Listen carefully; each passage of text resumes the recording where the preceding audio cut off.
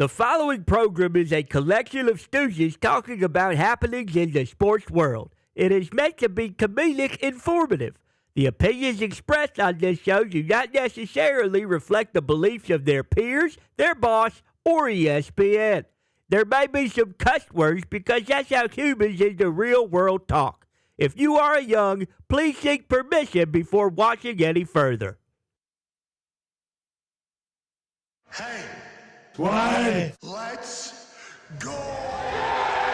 This show stinks, and the fact that you listen, we are very, very thankful for. McAfee on the line with a gorgeous assist. The all-time leading tackler for the Green Bay Packers. You pink.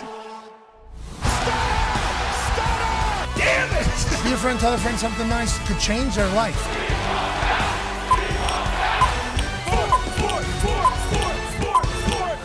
Hello, beautiful people, and welcome to our humble abode, the Thunderdome.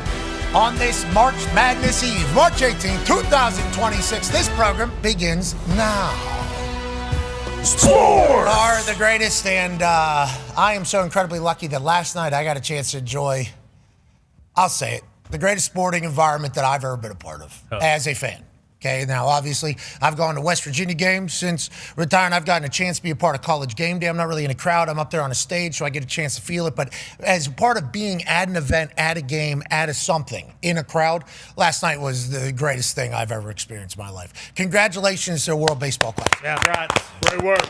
And also congratulations to that Venezuelan baseball team. And I'll tell you, learned a lot about Venezuela last night. Yeah, I learned a lot about Venezuela.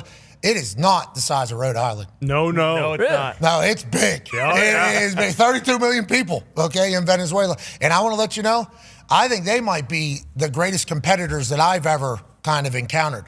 You're talking about an ability to be passionate, shit talk, while also not being like toxic or trying to fight you at the same time. It was an incredible environment.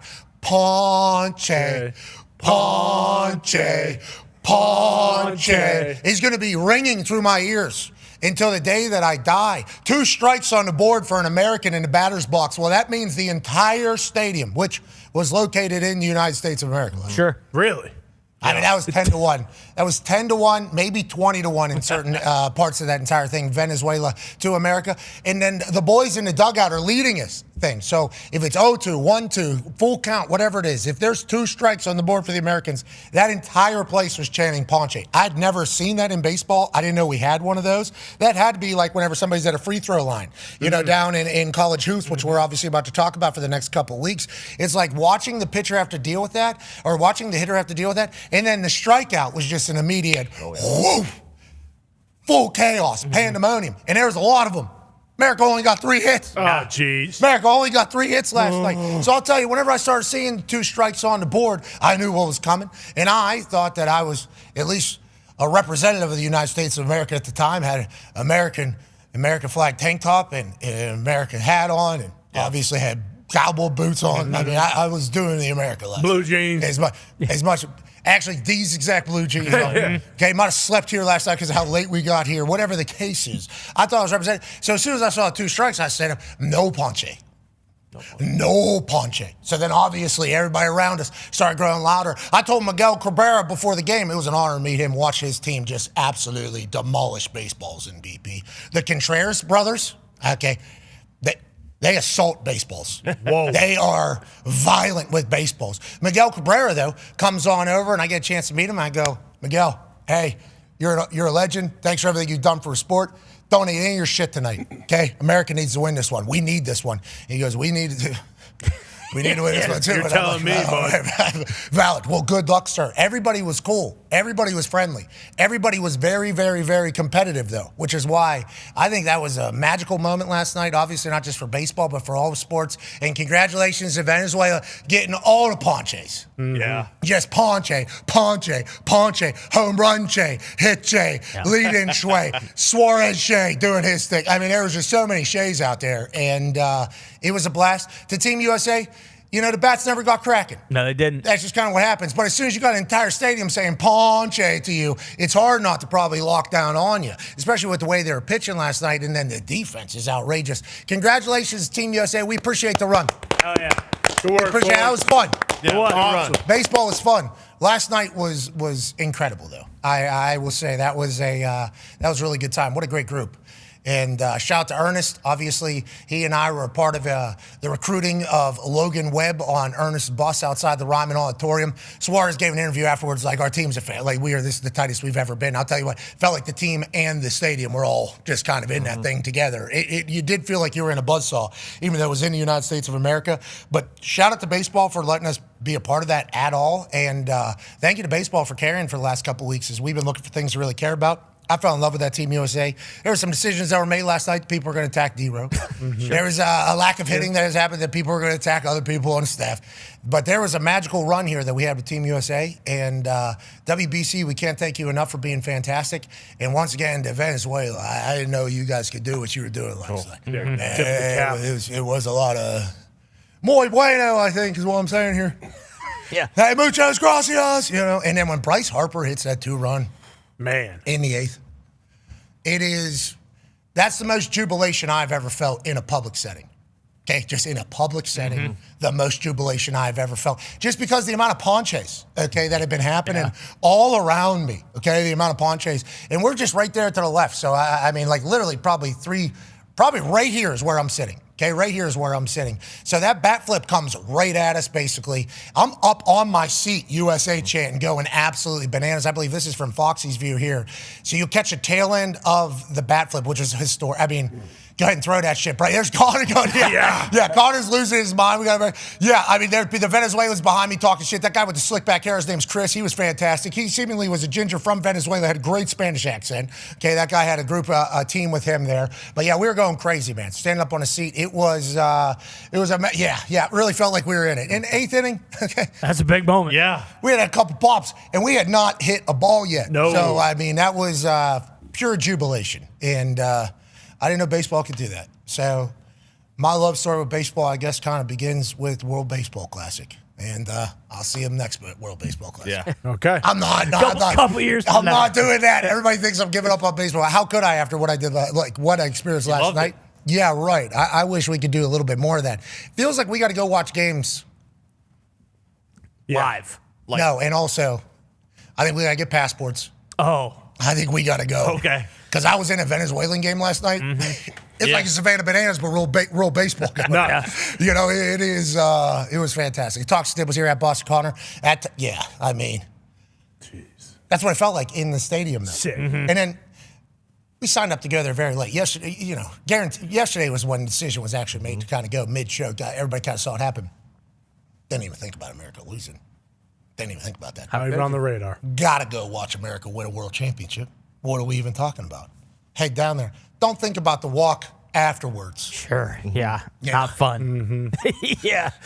It's pretty late. Vamos! Yeah. Ponche, I saw it. Yeah, we did the whole thing. Yeah, that's after we lose there. Yeah. Ponche. Yeah, that's really what it was. That's really what it was the whole night. We had so much fun. Congrats to Venezuela. We tried to get Miguel Cabrera on today. We tried to get Suarez on today.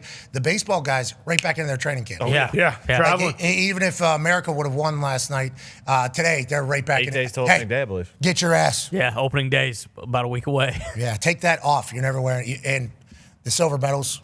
Oh, man. They were walking right towards us with their silver medals. And that thing was coming off. A couple of them kept it on. Not going to say their names. Quickest off, Mason Miller, Pittsburgh kid. He got that thing on, and as soon as it got on, he got that thing off. Everybody else, though, so he took that off right there. Everybody else was waiting to get to, near dugout before taking it off and then wrapping it up. A couple people kept it on. So this is the greatest. This is the greatest it's going to be. We understood that for them. We were very happy for them. But none of the boys are going to be able to ever celebrate this. Yeah. And I would like to let them know you should. I think you did good for American baseball. And Venezuela is that's a tough outfit to beat, especially when they got a home game in Miami. Talks to Table at Boss Connor at Ty Schmidt. Con, man, it was sweet last night. Yeah, Venezuela's a good baseball team. I mean, we can just say they are. They are fantastic. But you mentioned the jubilation. That high of the 8th inning Bryce Harper home run followed up with the 9th inning kind of rally by the Venezuelans. Yeah, the ponche, but also the steal into second base. Me and Foxy were sitting next to a guy and his son And the son, I don't know, young kid, but once they scored this third run, the waterworks start flowing, and you forget like how kids who are just young fans of sports and baseball teams, like how much it truly is live or die. Like this kid was crying for the rest of the entire inning, and it stinks obviously as a team rooting for USA, but like that just shows you, kind of the sports in a nutshell for some of these kids. Yeah, not only kids. I think Suarez was crying. I think, bunch of these I think guys a lot of the guys were crying. Winning, yeah. Yeah, I mean, they were all crying as well. Like the professional athletes are getting paid hundreds of millions of dollars to kind of play for their team. Yeah, I mean, Miguel Cabrera crying out there. He's coach. I don't know what they're getting paid for that to coach, manage that. No, $20. yeah. Yeah, I literally don't know what it is. It was like that. It was a real sense of pride you could feel from every person rocking Venezuelan shit last night, and baseball delivered. I wish we would have got some hits. Since 2018, no hitter in baseball has more go-ahead RBI in his seventh inning or later than Eugenio. Yeah, there it is. Sorry, dude. I'm trying. Ponche, I'm fucking there. I'm trying. Suarez, 54. He's always been clutch. He seemingly, I guess everybody knows he was going to get a hit there. Hits were at a very premium last night. And if America could have got more than 3, that would have been cool for the experience as well. But I don't know if the Bryce Harper moment hits as hard. We never got a guy on second base. No. We never had a guy on second base. They were playing great defense, good pitching. But that Bryce Harper moment, I think, hit harder because we didn't have anything for the entirety of those 8 innings time. Yeah, and I think part of it, I mean, that in a sense makes it a tough watch, but that's what also kind of ratchets up the intensity, and like it kind of turns into a, oh boy, I'm going to be on the edge of my seat here, starting from the third inning, because you could tell, like, those pitchers for Venezuela, like, a lot of these guys have seen him before. He is a big leaguer, but he's not an all-star. But this event has just kind of brought out certain things in some of these guys where they kind of just pitch outside themselves. I think that was a concern going in is, hey, if they can get into the bullpen, I mean, you saw it. They had guy after guy after guy after guy just throwing 100+ miles an hour. But I think, like you said, I mean, yeah, as a baseball fan, obviously I wanted to see Team USA win, but mission accomplished. Like this kind of did take over everything for the last 10 days or so. And that's the best part is if you we're kind of on the fence about maybe wanting to watch more baseball. Like now the season does start a week from now. So hopefully they can carry the momentum of this event into that. $7.369 million for the Dominican Republic game. We do not know if the finals is going to be more or less than that. That Dominican game felt like it was hyped up to be the biggest of the entire thing. We had Skeens pitching then. Like I think everybody kind of understood the Dominican Republic lineup was a home run derby in of itself. Yeah. I mean, it was the biggest names in sport playing there. So we do not know if the finals will end up topping that. But I think that's the biggest thing FS1's ever had. Certainly. And they couldn't move. I think there was, as I asked. Family Guy. No, I think it was Simpsons. Okay. Oh, sure. So I think there is an actual thing where they're like, we couldn't move, like actually cannot move. There's something that says that, been doing this for like 30 years, telling what the future is, so maybe. Simpsons ain't fucking going anywhere. Yeah, I don't know if it was Simpsons or something. It was something that was like, hey, we get Fox. This is kind of how this goes in its entirety. But I think Fox obviously has to be thrilled with what WBC is. And I think like everybody involved should be. That was a well-run event, and last night was spectacular, Tone. You got a chance to be down there with the other half of the Hammer, Dahn, Cowboys, Bubblegum Pino. Yeah, it was awesome. The whole environment was electric, literally from the moment we stepped into the building until the moment we left. Gumps and I were a little bit higher than you guys. I now have dual citizenships with Venezuela and the U.S. Gumps has got a triple citizenship. We were surrounded by Venezuela, and they were awesome. You talked about it. Like there was never any like ill will. Everyone was just having like a good time the entire game. Everyone was chanting. It felt like a soccer environment on like a World Cup stage. There was a full orchestra band, not orchestra band, like a high school marching band for Venezuela behind us in the section behind us, and they played the entire game. Loud. It was awesome. There was costumes. There was people dressed up as George Washington. I saw a few Venezuelans wearing Maduro T-shirts. That was fun to see. Yeah, but I also saw a lot of people saying, Thank you. Yeah. Oh, no, that's what I meant. There was a lot of very positive. It was him. That was interesting because I feel like it was him and his Nike Tech. That's what they were wearing. Yeah, exactly. You don't really know, right? Because who you're getting information from, they're the ones deciding what information you're getting, right? That's kind of how the world we live in now. Yeah. It's like, hey, who's deciding what information I get? Who's the one that gets to decide here? Because they're kind of shaping everything. And then you get in the middle of a bunch. It's like they're really cool with. Oh yeah, very. I mean, The word gringo certainly just was very quickly out there. I mean, it was. Sounds like that's almost a term of endearment. I think it is. Yeah. Any Caucasoid that walks around, I believe they are dropping gringo. Now, we all do know how gringo started, right? That was like green for our money and then basically telling us to go. You know? So it's like, like, hey, great, and then kind of get out of here. So last night, literally, the people behind me, hey, gringo, quickly. And I was like, yes. That's literally, that was my first thought. Yes. I was like, that means we could probably start bantering a little bit. They asked me to take a picture of him or whatever. And I was like, yeah, you got it. And they're like, thank you, Gringo. Or something. I'm like, oh, this is sick. Okay, I got a nickname with this group, but I do know what the nickname means.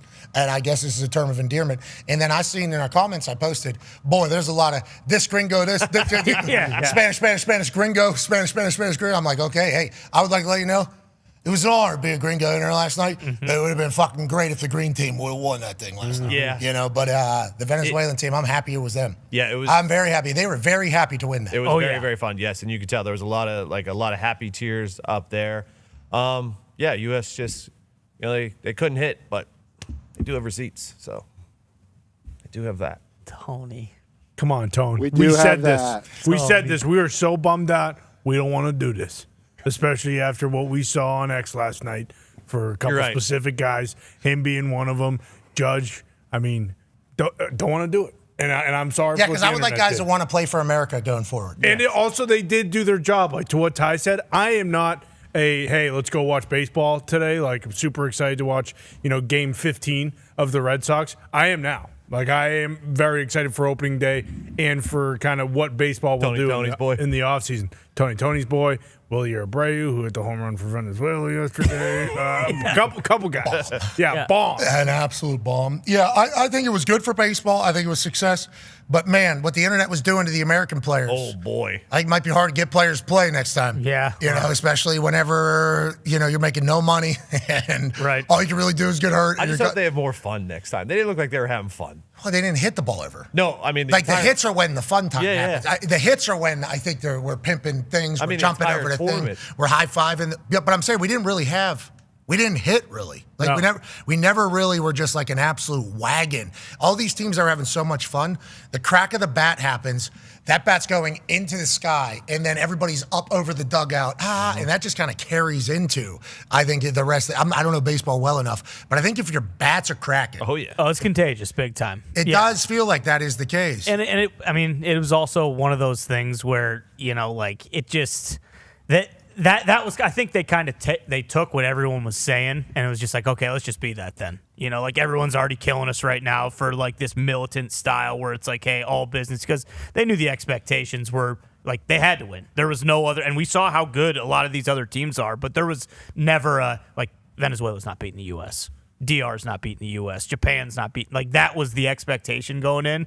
And you can see how, these guys obviously had a lot of pride in putting USA on their chest. Like, when it gets intense like that, that is like the weight of a World Series on your shoulder almost. Yeah, like they had the expectation of USA basketball. Like, they should run through everybody when it's really more like USA hockey. Like, the teams are so level. Everyone's so good. In a hockey game, a puck bounces the wrong way, you lose. In a baseball game, if a pitcher goes unconscious, like Ty was just talking about, like the other team has no chance. All right, let's say it.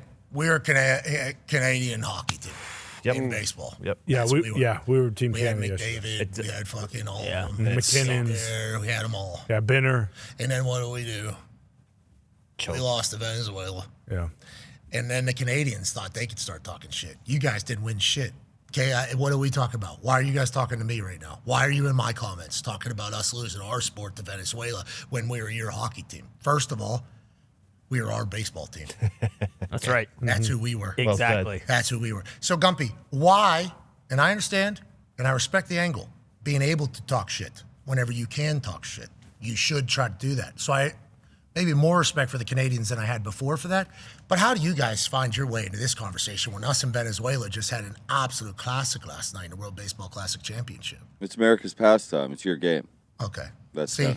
I believe it's Venezuela's national sport as well. Is it really? I believe it is. Gumps was very, very pro. Yeah, USA I have my last night. USA tarp on, dude. I live in this country. I love it here.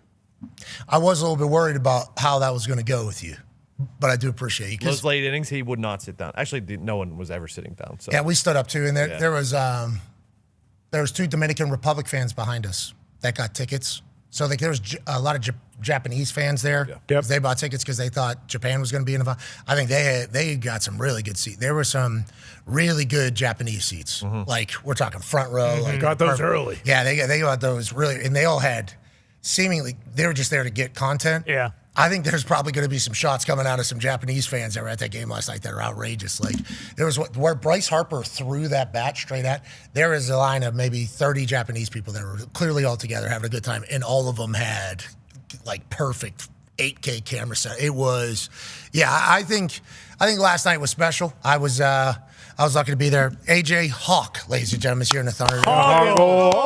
Hawk, we kind of bodied you out of that convo strictly because you missed opening day of training camp with Team USA, and you also missed the championship with Team USA strictly because you have a life and a family and everything like that. But baseball was awesome. You played baseball in high school? Not in high school. I played all like the travel ball growing up. Played pitcher, shortstop, center field. Oh yeah, were you a guy out there because you hit the ball? No, I mean I could hit the ball sometimes. I didn't face a ton of curveballs in middle school travel ball, but when I did, I struck out. Ohio people like baseball because of Cincinnati Reds.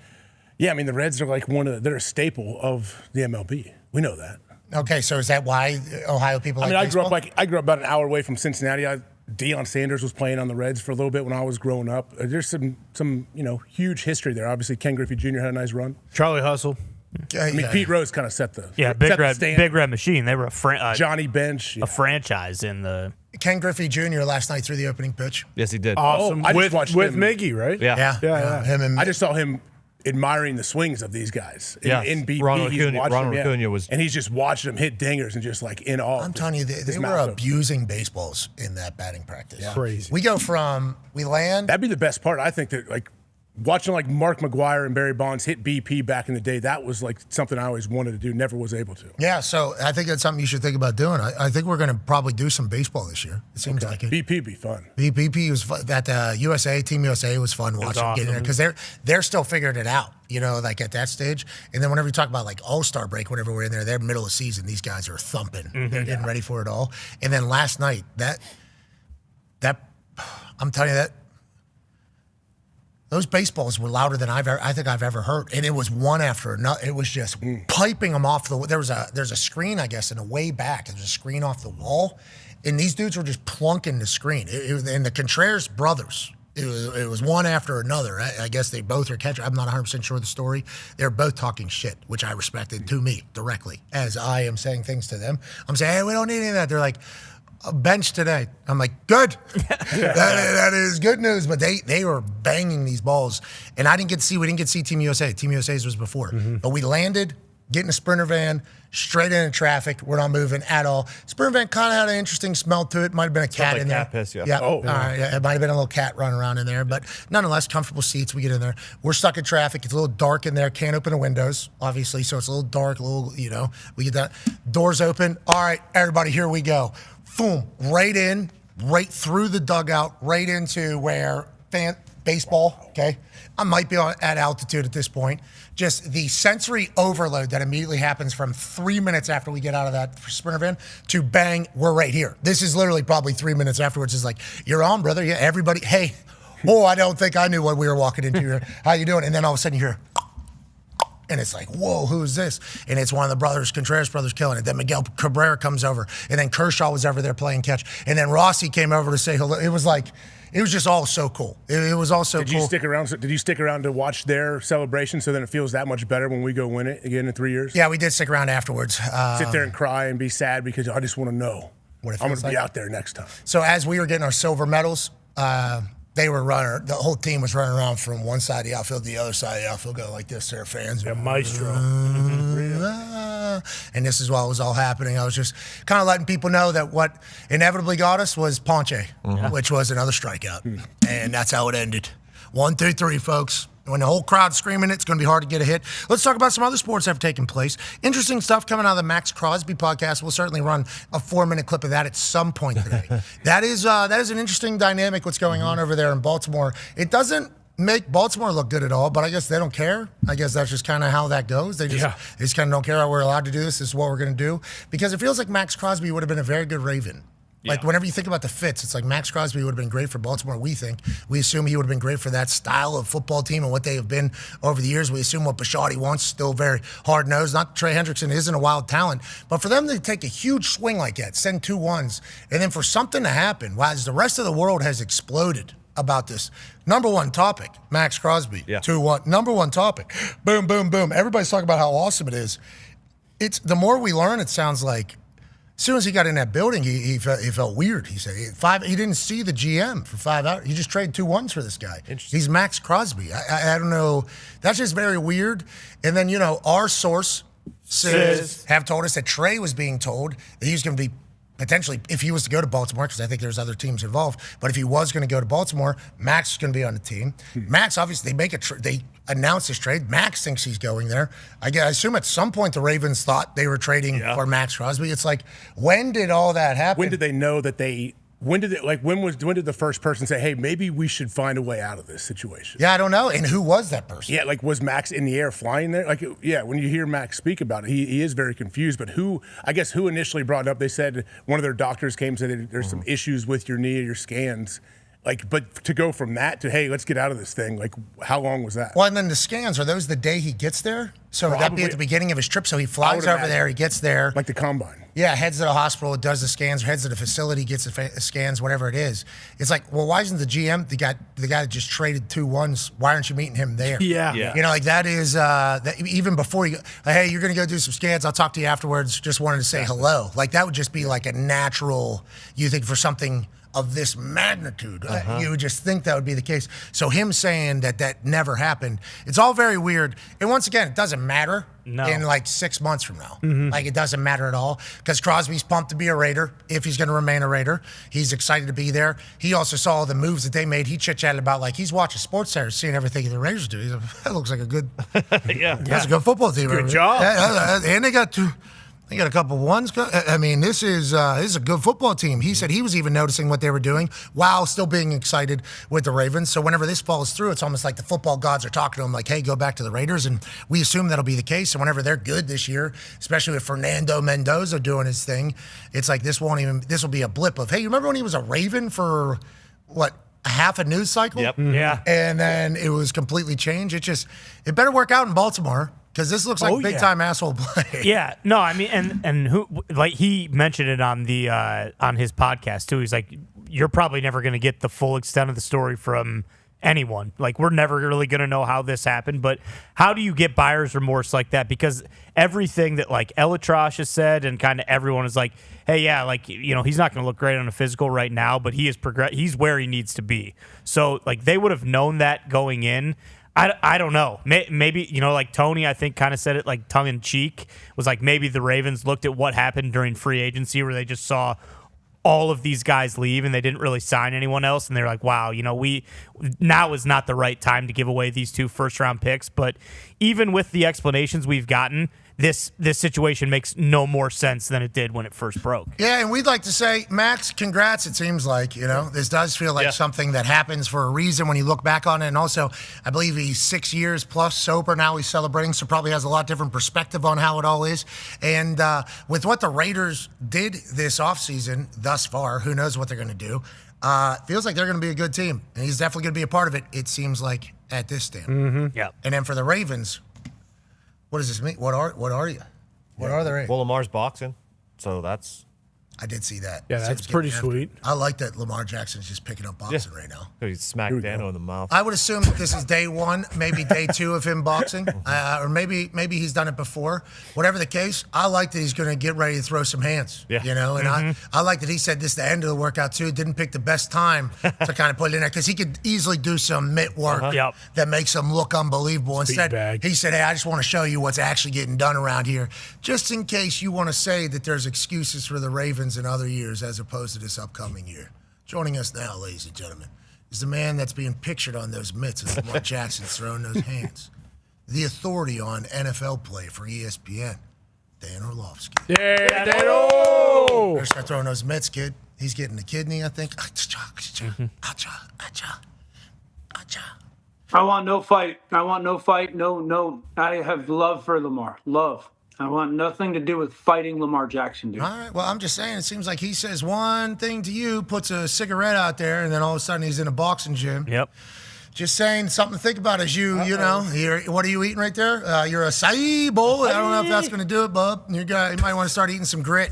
Okay. This is peanut butter yogurt. That sounds good. Oh, okay. I like that. Is this a protein? That's your protein alternative because you don't eat any big meals? Yeah, this is just lunch. Little peanut butter yogurt, little granola, raspberry. Okay, so do you eat meat? Yeah, I love chicken and I love steak. You love meat, dude. Loves it. You love meat. Big meat guy. Yeah, you do, Dan. Let's talk about some meat. Let's talk about what's going on in the meat of the subject. What are you laughing at? Nothing. What? What's he think? Where's his head at? I don't know. Good question. I think he's fantasizing right now about meat just flopping. Yeah, meat in Just the so many face. different meats. All over. Oh, give me some of that meat over here. Meat over there. Right on the forehead, baby. Let me bathe in this meat. Yeah, I understand. We had some good meat last night, actually, on that flight back. It was like a boneless chicken thigh thing. Yeah, it was. Some of the best meat You would I've have ever loved had. it. Dad, you would have been, doing it. It was such good meat, good protein in there. Let's talk about the meat of what you're into right now, which is making Ty Simpson a top 5 draft pick in the NFL. Okay, we respect that and appreciate it. We saw your narrative early whenever you tried to bury Fernando Mendoza. You found out after watching more tape, bad idea. Shouldn't do that, Fernando. This guy's a really good player and a really good guy. He's a certified, legitimized #1 overall pick. But let's talk about this guy from Alabama who certainly had an incredible season before he got hurt and is also a Nick Saban disciple, they're saying. You've been high on Ty since the very early in this entire scouting season, we'll say, for Dan Orlovsky. What are you hearing now? What are your thoughts now as you continue to dive into it all? And whenever we said, don't you be saying that against Fernando, we're never putting down Ty. We are fans of Ty. That's not what we do. We think Ty's a good player, but it sounds like he's getting hotter in the streets, if you will, Dan Orlovsky. Yeah, I would tell you that my feelings on both of these players really haven't changed since the start of me watching all of their tape. I think I have 2 games left of Ty's.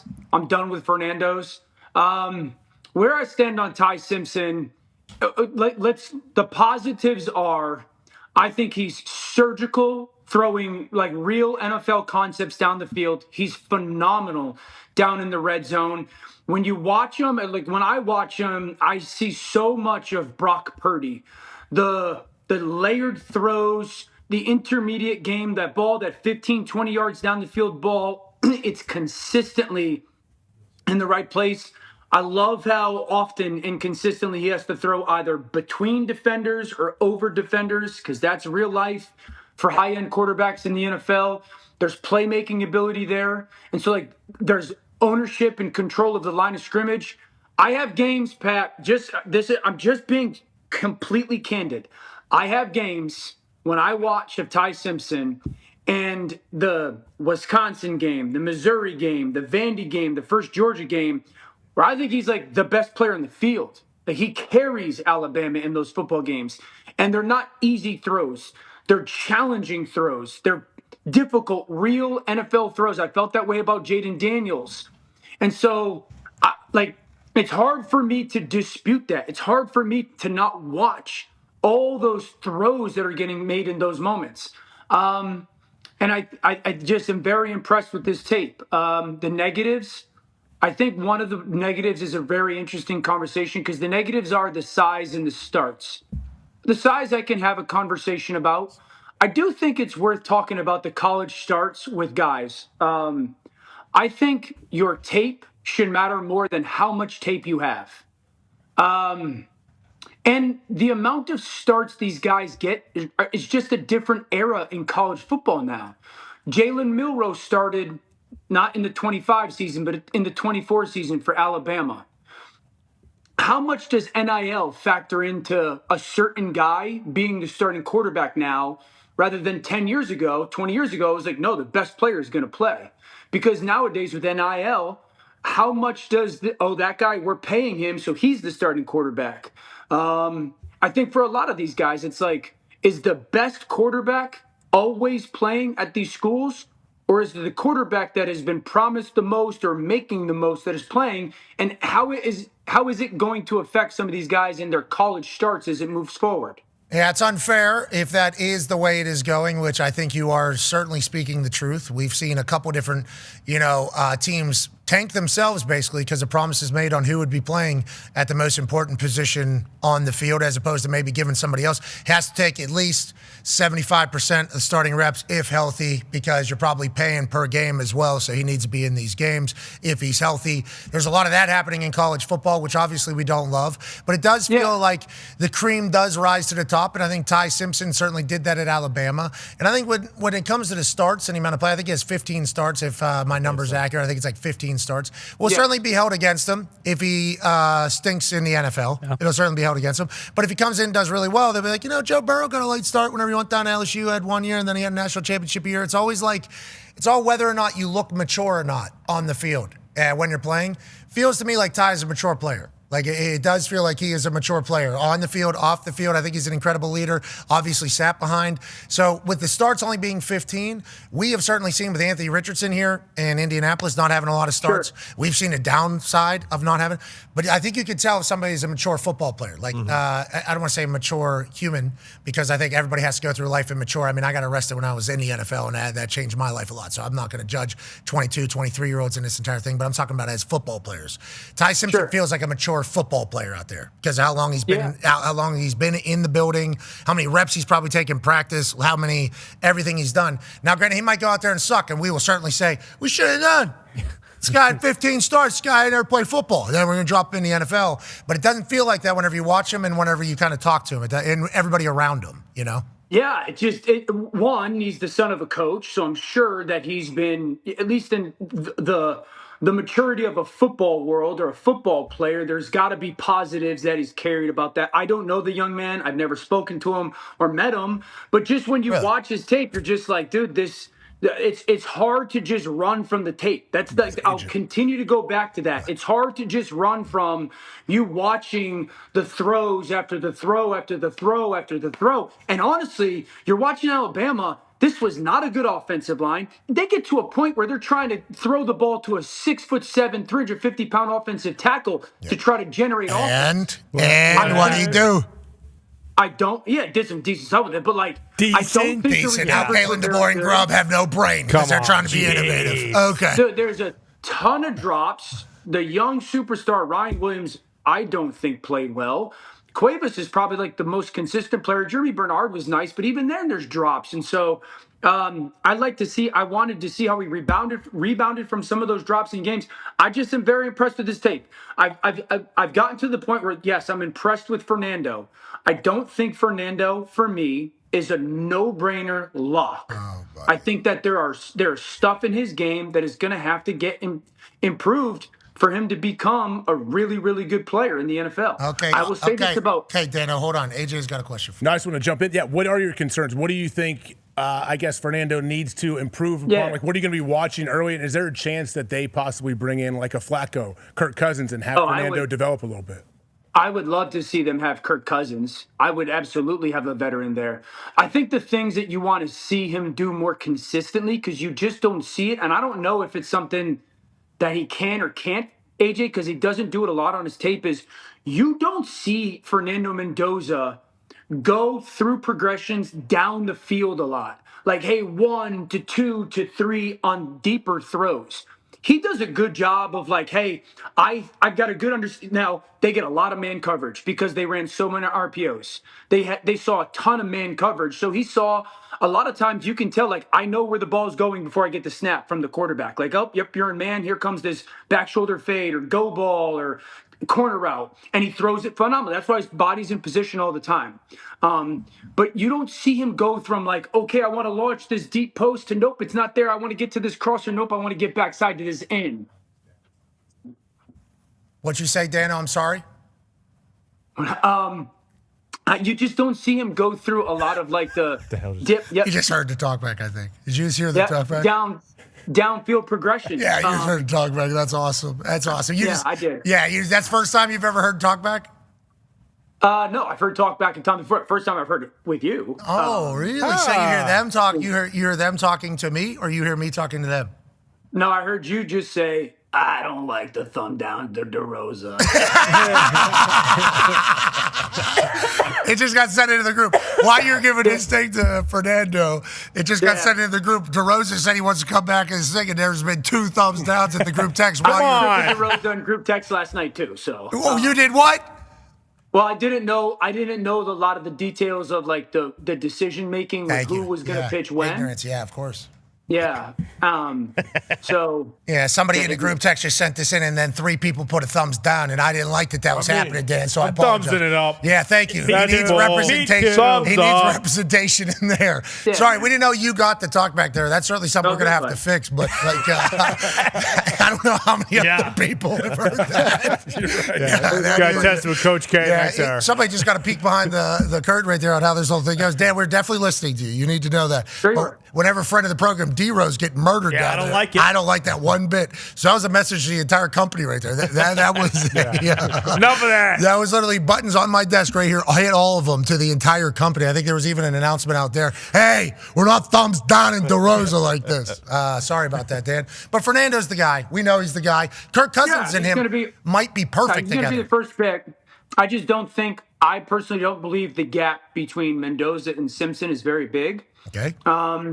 And listen, being also honest and fair, it is an interesting exercise to try to, that's the team that should take him, or that's the team that should take him. Like, yes, I think him in Arizona makes a ton of sense, but I probably think 3 is too rich for that. So can Arizona trade back somewhere in the middle to the 20s? In the first round. Yeah, but Dan, if you like your guy, you go get him. It's cool. Like guy. Daniel Jeremiah just put out his most recent mock draft or whatever. I don't think he has Ty in the first round. And then I'm hearing the way you're talking about him. It's like you're definitely putting the Dan wagon behind him a little bit. And in something that, Kyler Murray was obviously massive. That was a huge deal. I guess Tua, obviously Malik was a big deal. But it's like if there's not a lot of quarterbacks and you need a quarterback, especially if you're the Arizona Cardinals, or I think you were saying the Miami Dolphins potentially need to be looking at Ty Simpson. It's like these teams who need a quarterback, they're not listening to any PFF ranking of what these guys are. Are they a first round or second rounder? People will go get a quarterback if they like it. We've seen it before. Penix, we saw it with JJ. We've seen it with many other quarterbacks of the past. All you need is one GM to be like, that is our quarterback, and they'll pick him wherever. Because if they get it right, who cares? DJ's very high on the Cardinals taking Ty Simpson. Obviously not at 3. He believes they could come back into the first round, so you get that 5th year of control because he feels that Ty could fit into that system very, very well. But obviously not with the 3rd overall pick would be a little high. Okay, but if they did use it and it ended up working out, if he's your guy, it doesn't matter. Okay, so here's a question. He becomes your guy, I should say. Yeah, if he plays how many years? 8 years? That would be a success, right? A 6-year quality, good start. Totally. And this is an off. Go ahead. I also think it's interesting. You bring up Malik Willis in Miami. The reason I mentioned Miami because I do think it's a perfect schematic match with what Miami has down there with Bobby Slowick and the offense that they want to run. Miami's building for 28, so like they're not in a win now mode. See a move. And so like, are they going to get 28? Everyone says at least they're really good. And I've talked with Daniel about this, Jeremiah, and I would love his thought on the whole college sharks things. But like everyone says, his draft maybe isn't as high end. How many players are ranked as first round picks? 27 draft is going to be better. And so if you're Miami and you are in this, we have to figure out not only our roster, their roster needs rebuilding, no question, but like our potential long-term quarterback, taking him at 30 when you like the player and he's a schematic match to what you want. It's if you value that person and player over whoever else you might take at 30. That's why I mentioned Miami. I also would mention Malik Willis because I remember the Malik Willis draft. I think that was Kenny Pickett, who was the only first-round quarterback, right? And Malik was a guy that was flirted as like a potential. Malik was floated as a potential first-round pick. He ends up not being a first-round pick, and everyone's like, "This is a terrible class."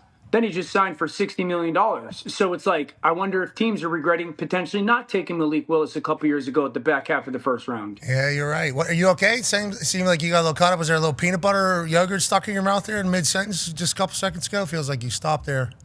You just got to power through. Are you a professional or what's going on, dude? I did not stop. Maybe I. Yeah, you did. Yeah, you certainly did. Stopped a little bit. Certainly did. Sometimes those sound. Now that I know that that's possible, I mean, there's a chance that thing's going to be happening. As Dan was wrapping up his point there, that for those that don't know, I was certainly using the talkback button that I just found out goes to Dano, and I was just going, he can continue to go. Hey, that was good professionalism, buddy. That was good professionalism. I will let you know. Thank you for the take. But yeah, I appreciate what you're saying about Malik getting another chance, getting a chance to showcase himself and finding some people. You know, who knows how it all goes with Ty Simpson? But AJ actually has did he answer your follow up in that whole about Ty Simpson? Oh, no. Connor was asking if he was any relation to OJ. I said probably not, Con Man. Okay. So I appreciate you guys getting that figured out. There's a lot of Simpsons out there. Obviously, Bart and Lisa. Yeah, Lisa. Homer. There's a lot of Simpsons out there. But Ty is mobile. They say he's an incredible leader. He could spin it. He's tough. He's very tough. I mean, he played with broken bones. We think of his ribs and everything like that. Sick. And he can move. Yeah, I guess that's part of the mobile, but he can like actually scoot. Saving guy too. Yeah, so I like him. I like him a lot. And whenever the Fernando thing, you just kind of have to stand by what you said at the beginning of this thing. But like it, dude. You watched him play during those playoffs. You know it. He willed that team, dude. He 4th and 5, bro. Win national championship. A mile and a half away from his home. Literally his home down there. For the Indiana Hoosiers. Yeah, but you can't see progressions down the field. And the Indiana Hoosiers. If that was LSU on the side of his helmet, right there.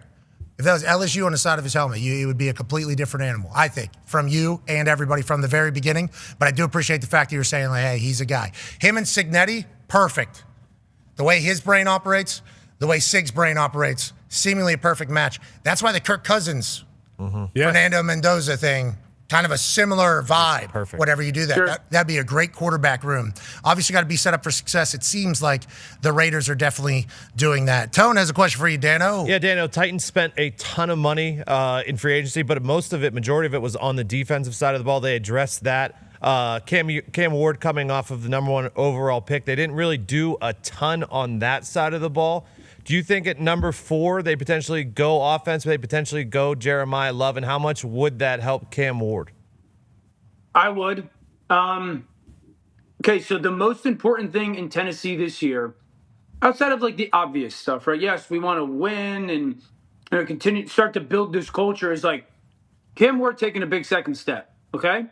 You have Wan'Dale Robinson. He's a really nice slot receiver. You have Calvin Ridley, who, Calvin's been up and down.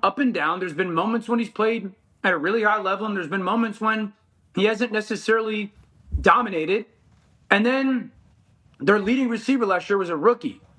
And so after free agency, who's really like this dominant offensive threat in Tennessee that's going to be in lockstep with Cam Ward to try to take that big jump this year? As much as I got a lot of love for Wan'Dale and Calvin, it's not either of those guys. And so I'm looking at Tennessee, and you're going, the most important thing, Cam Ward to take a nice jump. The best way to do that is put offensive talent around him. And that, for me, I understand it's a reach with the value of the position, and it's going to cost you X amount of dollars down the road. And Jeremiah Love is a super. Excuse me. What was that? What's his name? I think we lost service. If you're the Tennessee Titans, don't overthink this. He's a great talent. He's a home run waiting to happen. I think he had like 30 touchdowns at Notre Dame that went over 20 yards. I think his average touchdown traveled 26, almost 27 yards. And so I'm just going, I understand that there's some defensive talent and the draft value, but with a young quarterback and trying to put as many talented players around him on the offensive side of the football as I can. This is a relatively easy decision if I'm Tennessee, and I would take Love. Yeah, and he ran a 4.3 whatever, and then he did all the drills, and he looked outrageous. And then you talk to him, he's the best. The best. He is like the actual best. He was on game day numerous times. He told his story about having a learning disability whenever he was growing up and how his brain works and things like that, and was completely transparent with the world. It was basically like, I hope other people see this and learn that, you know, they can develop and evolve into who they want to be. And it's like, this guy's awesome. Jeremiah Love is awesome. The only time they weren't awesome is when they weren't giving him the ball. Yeah. Which goes back to like the who's getting paid, guaranteed what in this entire thing. And that's obviously very difficult for all teams. But they have the two best running backs in the draft, right? Notre Dame. So it's like when you have the second best running back in the draft too, it's not the easiest to make sure Jeremiah just gets the ball every single time. But it felt like every single time Jeremiah got the ball, something good was happening. He was just spectacular. And you talk about home run waiting to happen. That second level, third level, he was right in front of us playing against Indiana. It was 2 degrees outside. We were on our way to Ohio State because Tennessee was traveling in there for the first ever college football playoff game up there in South Bend. And as we were walking out, we're walking back the end zone. Notre Dame is on their own 1 or their 2, so they're back in their own end zone. We happen to be just right behind them, literally right behind them as they hand it off. Jeremiah gets this ball 8 yards in front of us, skips through a hole, and then just like switches a gear, and that's a 98-yard touchdown where he is just pulling away from everybody. And it was negative whatever. So cold. And it was just like, holy shit. This one appears to be different than everything else on the field. And he got back to that form. 4.37 I did not expect because of how big he is. Then the drills, him participating, did not expect because he's a first rounder, but he nailed them all. His meetings are going to be great. When people get him on tape, he's going to be great. It's like, I'm seeing what you're saying, and I agree completely, Dan. Yeah, and I will continue to hit the couple points of, if to a man, people are saying this draft isn't just unbelievably loaded, but everyone says this guy's the best or second best player in the draft, then if you're Tennessee and you're just starting this new regime and rebuild, why don't you just add really good players to your football teams and not think of also, if you play him in the slot for 50 snaps or 100 snaps next season, he's probably going to have value as a top slot receiver. He's that good of a pass catcher. I think Robert Saleh, who's the new head coach, is going, wait, I just watched McCaffrey do what McCaffrey does in San Francisco and just how much of a headache it is to have that guy on the field all the time. Why don't I want that for my offense? And why would I not want that for my young quarterback? Because I remember Brandon Beane when talking to him probably I don't know how long James Cook has been in Buffalo, but 3 or so years ago, maybe 4 years ago, and having conversations about Josh Allen, and Brandon Beane kept saying, my job is to get as many good players around the quarterback as possible so this quarterback doesn't feel like he has to do it himself all the time. And Cam Ward's got a little bit of that in his game where like that's one of his flaws is like trying to run around and always make these plays, and it's a beauty but it's a fine line. It's like one of your jobs is to make sure that you get as many good players around him as possible so he doesn't feel like on 2nd and 8 at the 30-yard line down in the red zone, he's got to run around and make a play where he could just be like, oh, I'll just throw it to that dude and get 10. Yeah, I agree with everything you're saying down there. And I don't love it, but it seems like the Titans are making the right decisions, too. Yeah. You know, it seems like they're doing good stuff down there in Tennessee. Nashville is beautiful. Okay, Nashville is a beautiful city. We're obviously big fans of that place. We love what it is. We love how it is. We love the way it is. We love how close it is. We can kind of get in and get out and enjoy all the things that they have. But they're in the AFC South. We need them to be ass forever. And I don't think they're going to be. I think that is changing. And I heard, I believe Jelly told me this. He said, man, we got number one. I mean, if we can't win now, we got all the money. We got Salah and Dayball. We got a bunch of one. If we can't do it now, when we're never going to be able to do it. It's like, I love that angle, and they're getting a new stadium, I think, down there. And It's like, maybe this is the Titans' time, and the new uniforms are sick. Speaking of new uniforms, Kyler Murray has one. Go ahead, Ty. Yeah, Dan, now that Kyler is officially a Viking, what are the expectations for him this year? I think I've seen some people still act like it's a competition. I think we know it's not. He's going to be the starting quarterback. And then you hang on to the same kind of idea you had last year when you said if the Vikings just get average QB play out of J.J. McCarthy, that they would go to the NFC Championship. Does the same thing apply to Kyler Murray? No, I would tell you I think they're a playoff team, though, if they get average quarterback play. I thought that roster was a little bit underwhelming given what the expectation talent-wise. So, but I still think it's a good football team. Flores is obviously great on the defensive side. Their offensive line has to play better. It wasn't nearly as good last year as it was 2 years ago with Sam Darnold. I like the Kyler and Minnesota thing. I've said this from the jump. This is the if it's going to work or not going to work line of demarcation. In Kevin O'Connell's offense, which is the tree of the Shanahans and McVays, they want the play call to be the star. They are so good at breaking down defenses and knowing how to set things up and attack defenses. They are going to, more often than not, get guys open. They want you to consistently let the play call be the star and you just be the point guard. You just be the person that delivers the ball, and then 3 or 4 times you got to make a play.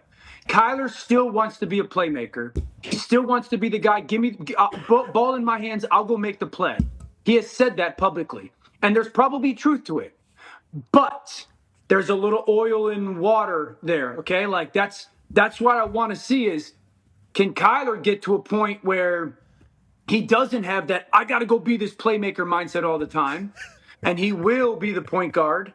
And does Kevin O'Connell maybe bend a little bit and allow for a little bit of freestyle play from his quarterback rather than constantly demand or desire like the in-structure stuff? Yeah. All right. Well, we think Kyler can do it, right? And we think all that video game stuff that was from years ago in a contract is all BS because we've seen what the players' report card is for Arizona. Like, we think maybe there's no chance that they were ever going to be successful over there because everything was voted F-. Like, do we think Kyler Murray maybe did check out because of how, I don't want to say it because it's an NFL team. I'd like to have respect.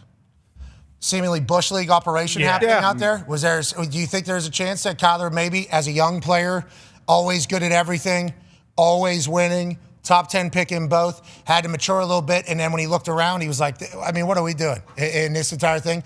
I think a fresh start for him, his talent, his ability, and especially being Kevin O'Connell, I think it's a good I don't think I've ever come full circle on something being like a real problem like I have with Kyler Murray with Minnesota. That's how I feel, Dano. That's legitimately how I feel at this point.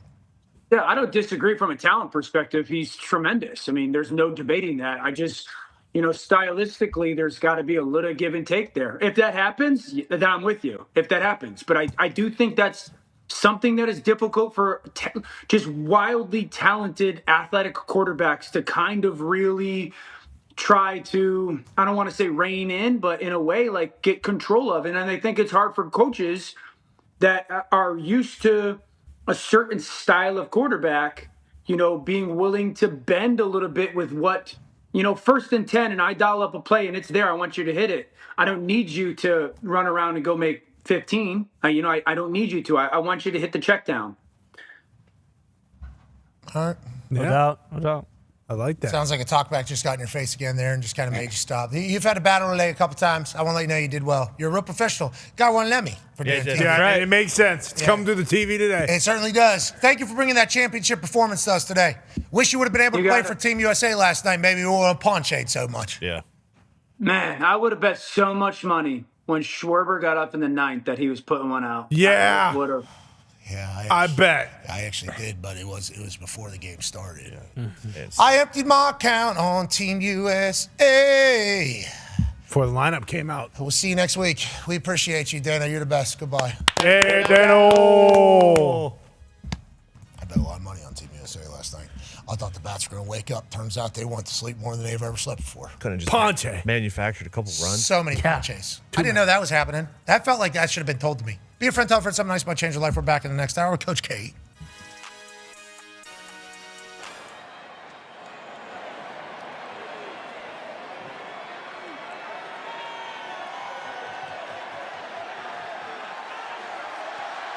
Here we go. Now it's time to celebrate. Is it?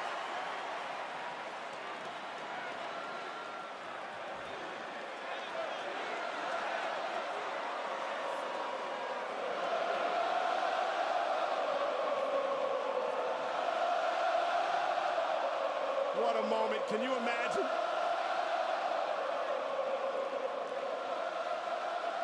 McAfee for his boys, for the brand. Now the celebration is on. For Pat McAfee and Stone Cold Steve Austin. McAfee's wanted to drink beer with Stone Cold forever. What a magical moment. A dream scenario. Pat McAfee wins his match at WrestleMania and shares a beer with the Texas. Oh no! Stunner! Stunner! Stunner! Stunner! Austin stuns McAfee! I hate to say it. DTA, Pat. Don't trust anybody. Especially the dirtiest son of a bitch to ever play the game. Austin 316 says, I just stunned Pat McAfee. This Pat can enjoy his victory when he wakes up.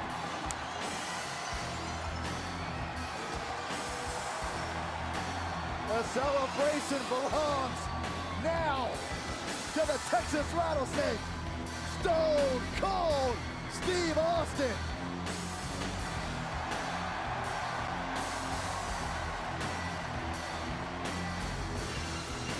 Oh my, what a couple of nights. Oh, there he is. Yeah, hit Pat. Celebrate. Give him about 10 minutes. I'm surprised you're even here tonight after last night. I didn't expect Austin to be here tonight. Okay, Pat, I like something better, Pat. Have punches? I respect the game. Stone Cold Steve Austin with another WrestleMania moment. In the city where it all started for Stone Cold Steve Austin 30+ years ago, the Texas Rattlesnake with a Texas-sized celebration in Dallas. The following program is a collection of stooges talking about happenings in the sports world. It is meant to be comedic informative. The opinions expressed on this show do not necessarily reflect the beliefs of their peers, their boss, or ESPN. There may be some cuss words because that's how humans in the real world talk. If you are young, please seek permission before watching any further. Hey, What? let's go.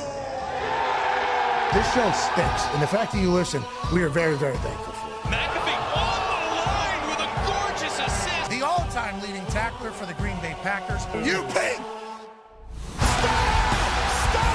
Damn it! Your friend tell a friend something nice could change their life.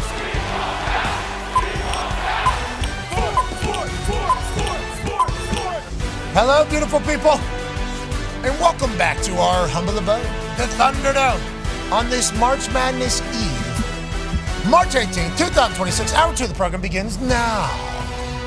Sports are the greatest. We're so incredibly lucky that we get a chance to chat about them every single day. Obviously, last night I got a chance to experience live, in person, alongside many of the boys, the World Baseball Classic Championship, where the United States of America lost to Ponce, Venezuela. It was a great night. It was a great experience. It was an honor to be there. It was something I'll remember for the rest of my lives and my life. And when Bryce Harper hit a 2-run shot to tie it up in the 8th inning after us only having 2 hits before that, it certainly became a moment that I'll remember forever and cherish forever. It was really everything that I talk about sports does for people, but me getting to feel it the most that I've ever felt it in my entire life. Jumping up and down, screaming, so happy for somebody that I've only met a few different times, so happy for a team that was obviously just put together a few weeks before this, so happy for a moment to potentially happen to bring happiness to so many folks. Con Man's losing his mind. The people behind him are losing his mind. We're getting a chance to go crazy. Ernest is losing his mind. Dylan, Devil Dog, Raw, does not know who Haggard is, but he knows that Bryce Harper just hit an absolute dongini there to tie this up. When we haven't had a lot of cracks of the bat, we certainly had to do our thing. Happy 40th birthday to Darius J. Butler, as he brought in the night with an L for the United States of America and a dub for Venezuela. D-Butt turned 40 today. Happy birthday, D-Butt. Happy birthday, Booch. Happy birthday, D-Butt. That was fun to get back down there, in that weather. Fantastic. It wasn't even sunny. It was just like, wow, so warm. We got home last night. I was shivering. Yeah, pretty cold. Left the window open. Did you? Yeah, the car was freezing. Gumpy's car was so cold. Yeah. I got in Gumpy's car, and I sat down, and I was shaking too bad. I couldn't push the fucking Gumpy because he had the two side of the car have thing. a tank top on? Me, yeah. Tank top Yeah, and jeans. Yeah, you smart.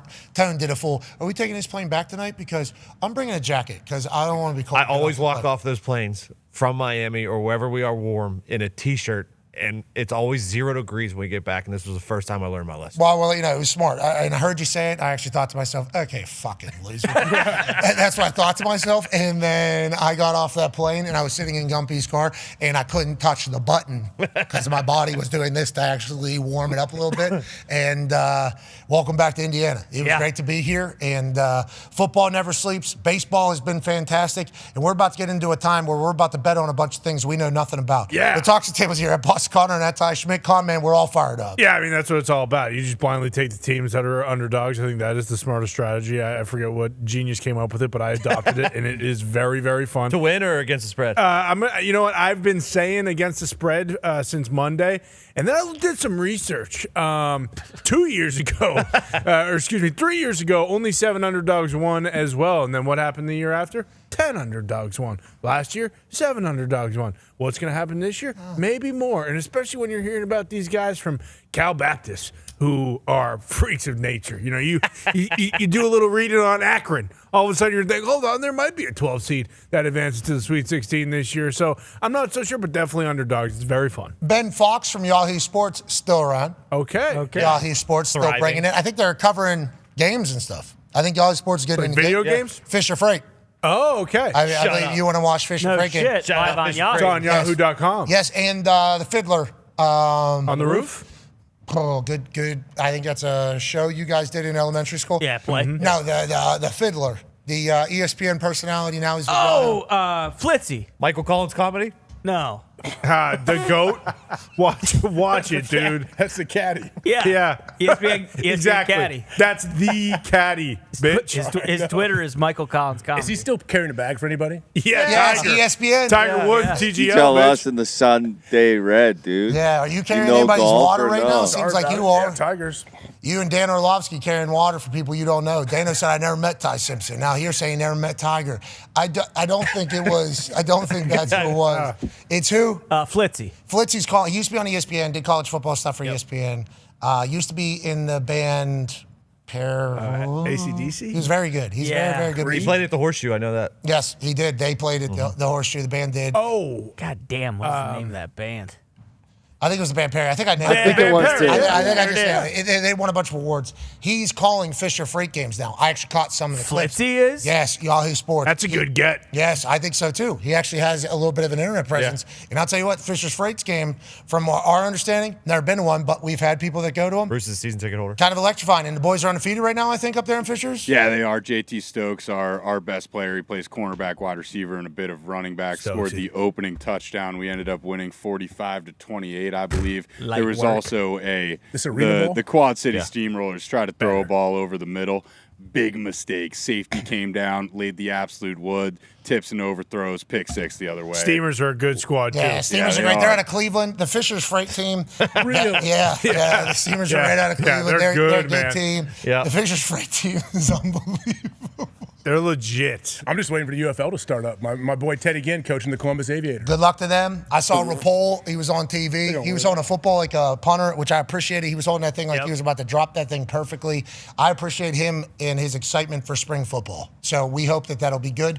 But what we do know will be great, March Madness. Joining us now, these guys going to walk us through it all. I think he didn't know exactly what he was signing up for until about midway through his first appearance. Sure. This one, it's probably happening from Jump Street, Coach. This is how this is going to go. Ladies and gentlemen, when you talk GOATs, this guy's name is mentioned. Whenever you talk about college basketball, this guy's name is mentioned. 42 seasons, he was the head coach at Duke. Obviously, Team USA's coach as well has brought us multiple gold medals for us to celebrate and act as if we did something just because we were born in this country. And for that, we appreciate it. Ladies and gentlemen, Coach K.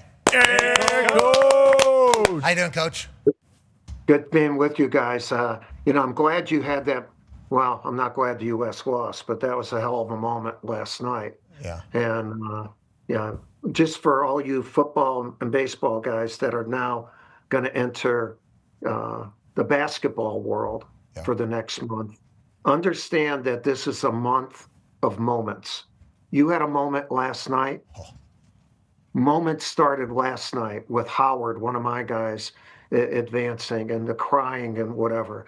And we have a chance to watch all these teams and get a chance to be in their moments. Are you kidding me? Come on, Coach. I like we're cutting promos right now for March Madness. I did not expect this off the jump. No, it's the best thing. The next 4 days are amazing because it goes from noon to midnight, and there are games all over the country. Everyone's looking at their damn brackets and figuring out. I've been studying things for the last few hours, and the thing that I study that you guys study something different. You study spreads. Bingo. And I don't study spreads. I just study games. So when I say if someone has a chance, I'm not saying because of the spread, okay? Just so you know, I want to make sure we're speaking the same. Yeah, you want to say I watch film, we're just hoping and praying with the number that the sports books go. No, I understand what you're saying. Well, I just want to let you know, that's why you're here, though, okay? So you are the one who's supposed to be giving us legit information as opposed to the shit we normally give out. Yeah. So that is why we're very grateful. I was trying to say that in a different way. Okay, so except the way you said it, you know your team better than I do. Maybe if we do this next week, I'll get more comfortable in just being boom and letting them have their shit too. We would like it. Obviously, for all the success that you've had, we are a very coachable bunch. You said the greats like to be coached. We are certainly no different. We're trying to get great. But on that note, we had just behind the curtain a little bit more, had a FaceTime with Coach K earlier today. What did he tell us immediately, AJ? Watch the film. You're doing okay. Maybe do a little bit of this. And I said, Coach, we don't need to change you at all. You don't need to be changing at all. And you go, no, this is not about change. This is about changing you. Well, helping you. Helping you. Yeah, helping you. You guys need some help. Yeah, amen. Amen. Thank you, Coach. And we will take it all. So let's do a little help here whenever we think about this March Madness setup. Obviously 64 teams are in this thing. And we see the moments whenever some of the smaller schools get in where the entire university, I think that one school, literally their entire university. Queens out down there in Charlotte. Their entire university there is celebrating and having this massive moment. And obviously it's changing the trajectory of most schools. Not this one, obviously, because they are going to be disappearing, going to another school, which is obviously sad. We hope they figure it out. But for most schools, this is a moment that could change everything for them. They know one magical run in March could change attendance, enrollment, brand, you name it. A lot of things can happen in these moments. But I think talking to you earlier, there's an interesting kind of mindset and a headspace as you head into a tournament. Do you want to break down the two different kind of thoughts that could potentially either get you in trouble or maybe have you a chance to win this entire thing? Yeah, I think there are only so many teams that go into it wanting to win the whole thing.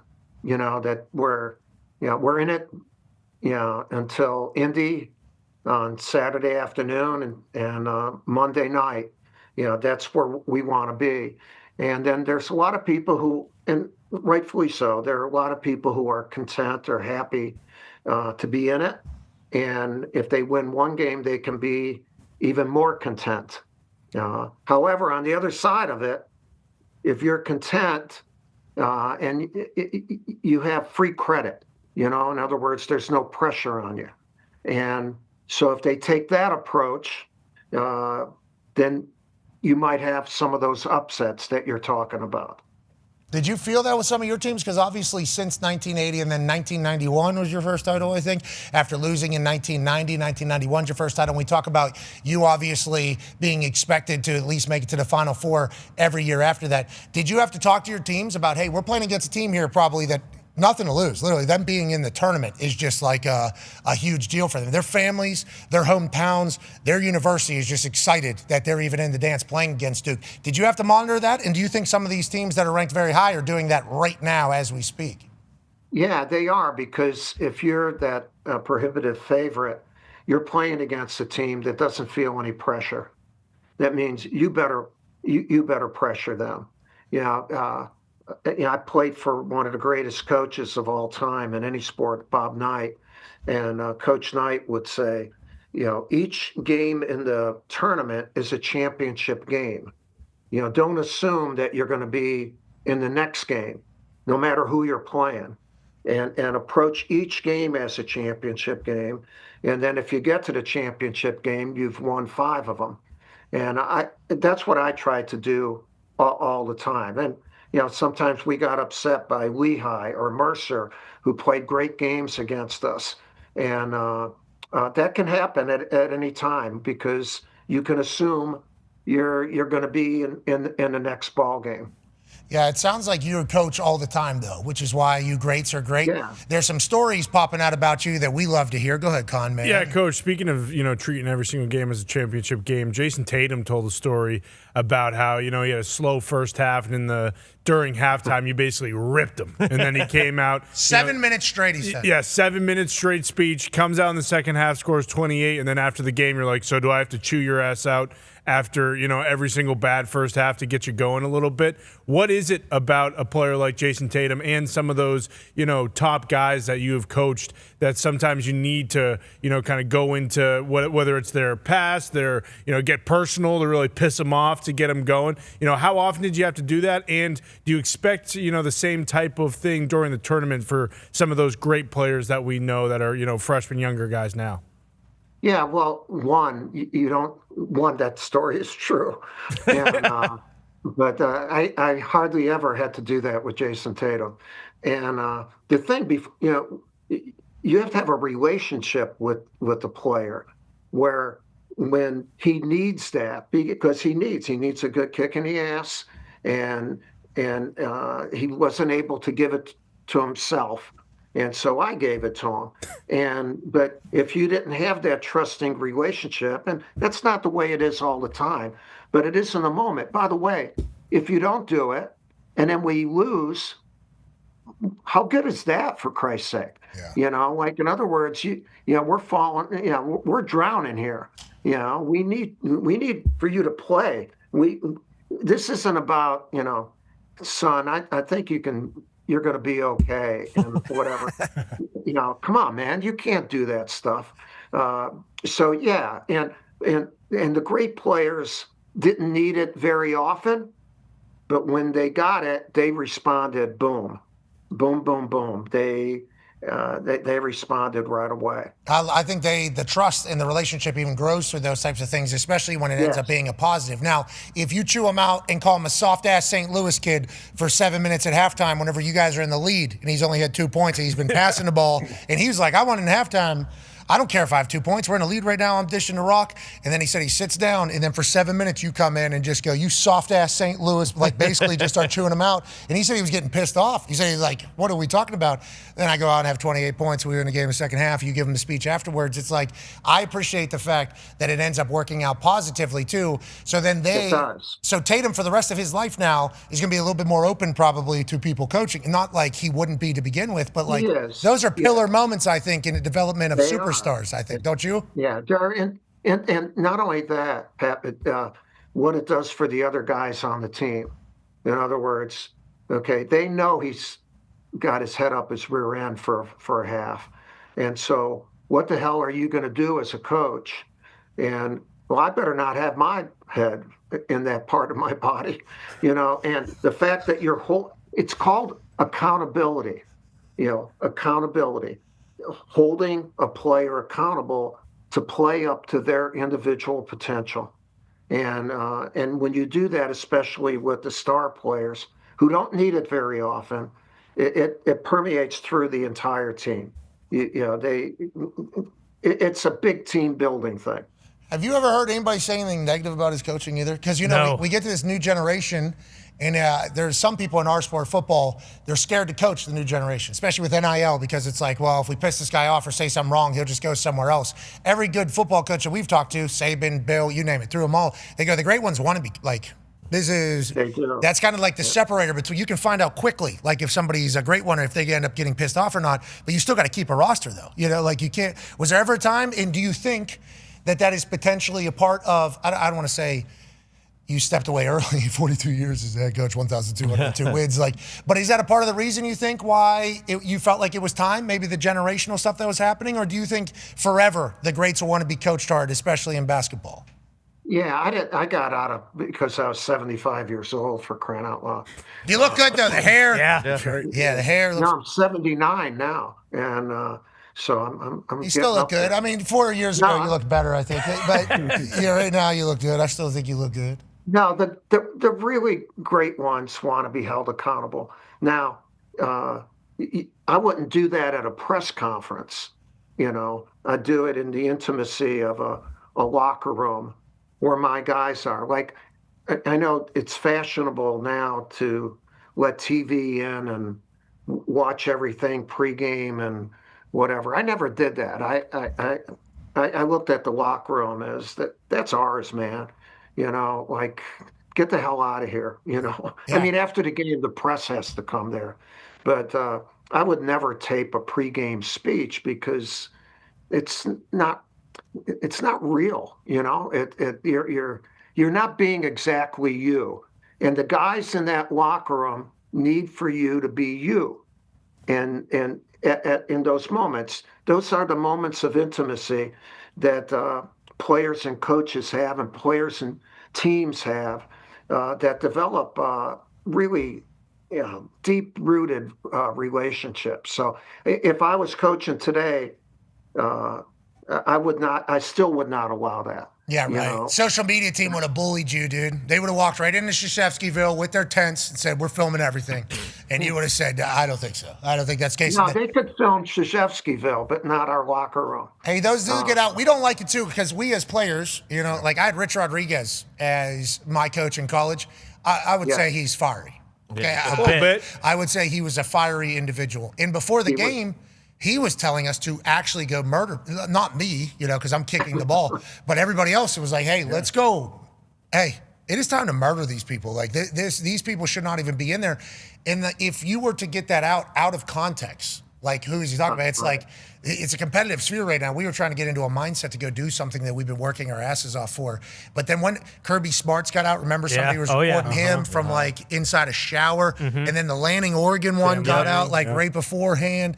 It is starting to become something that I don't think any of us players love. AJ, I feel kind of weird. Now listen, Kirby's was awesome. Yeah. But I still feel like I should not be hearing that. I think it's a very personal thing. Like you said, taken out of context, like before a huge game, it's almost like after you win a championship, like, these guys have a free pass for a couple of days, like in what they say and what they do. Not that they're doing anything terrible, but I think a coach, and you could probably tell us, Coach, I would imagine before when you're all excited and I cannot imagine what's going through your head when you're trying to motivate a team. What's it like when you're in the locker room? Do you actually plan those things out, or is it always like off the top of your head, like when you do speak to the team before game? Yeah, what's your style? Are we burying the other team, or what are we doing? Yeah.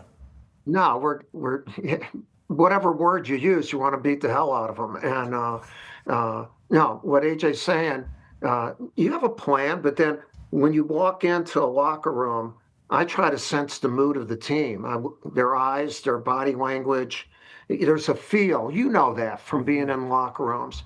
And when the head coach walks in there, whatever you thought you were going to say, you might have to change that.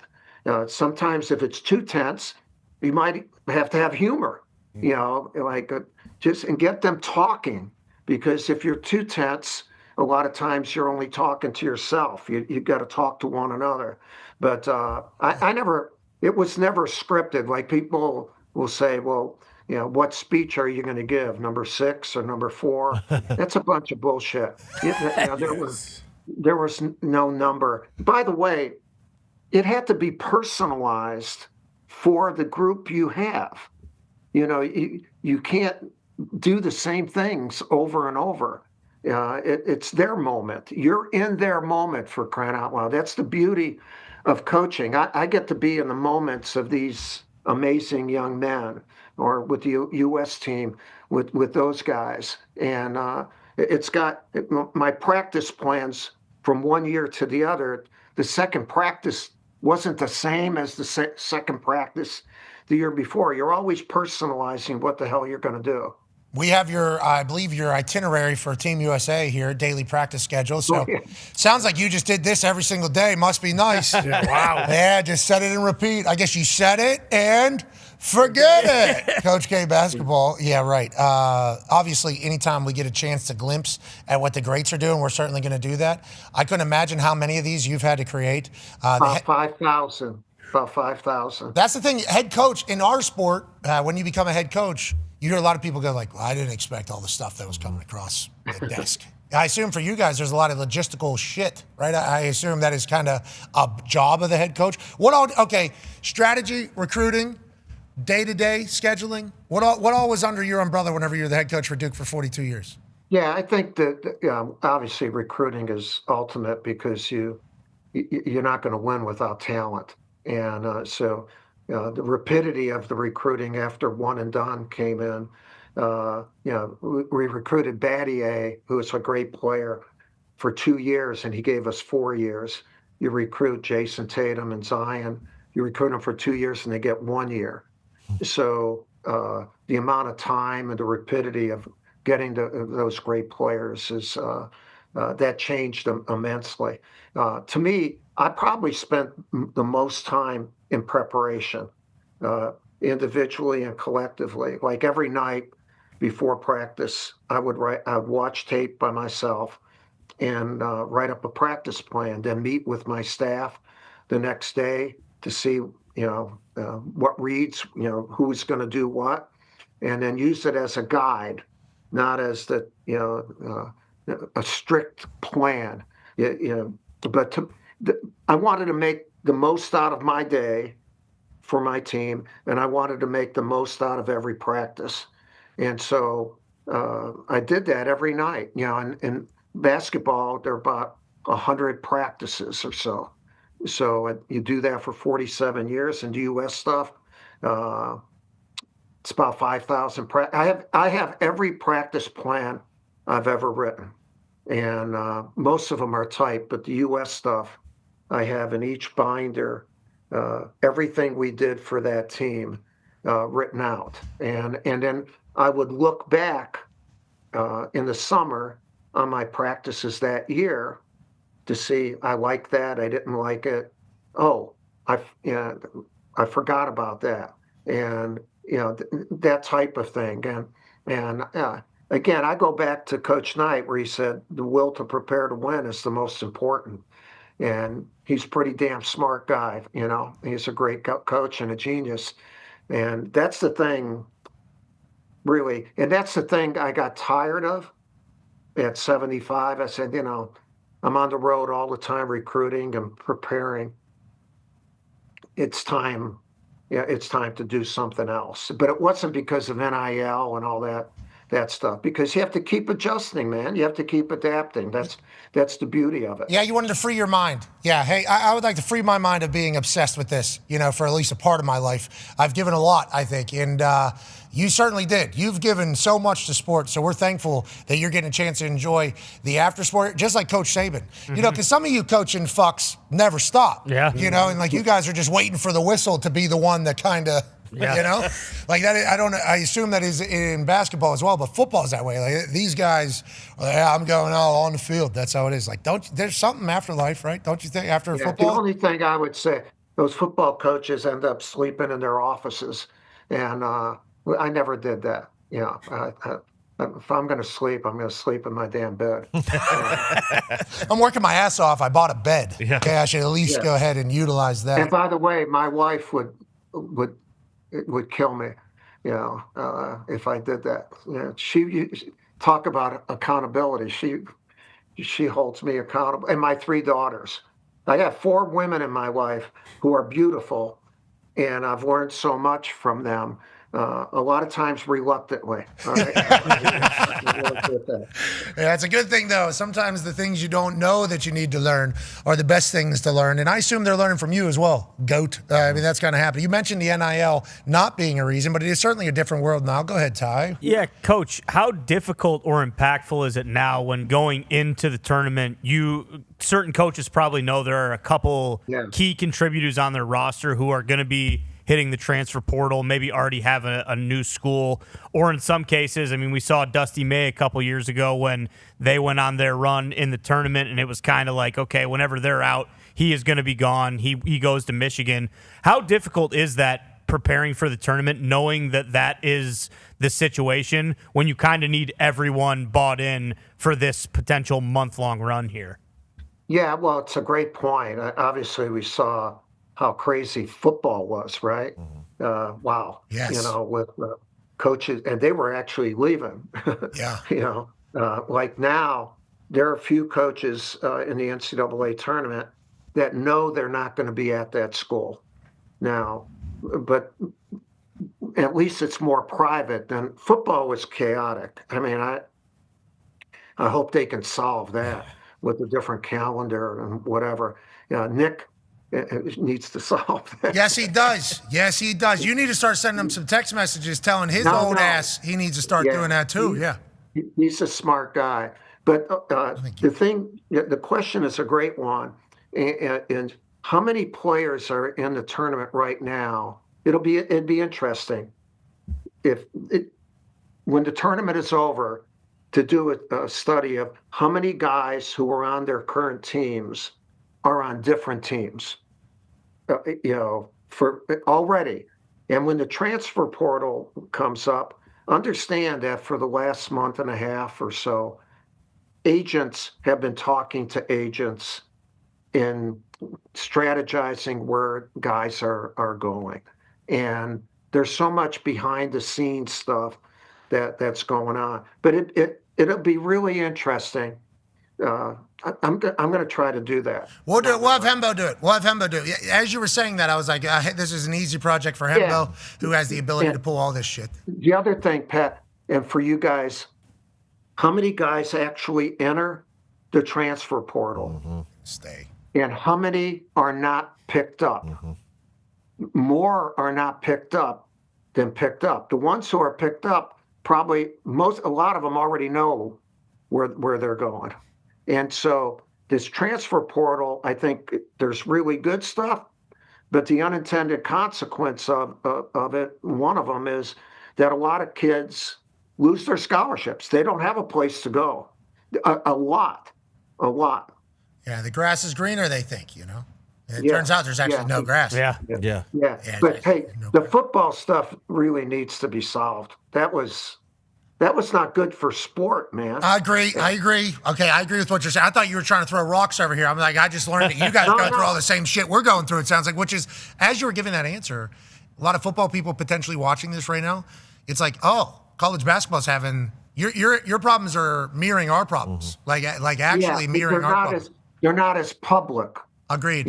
Agreed. They're not as public. That Lane Kiffin stuff was crazy. And you talk about being bad for sport. I did not enjoy that at all. While it was all happening, and obviously Game Day was in the middle of it. Our show was in the middle of it. We know Lane's been on our show, so we're kind of in it. But he was just like, yeah, this is college football. This is what it is. And I'm like, I don't like what's happening here. I didn't like it, especially with how good their team was.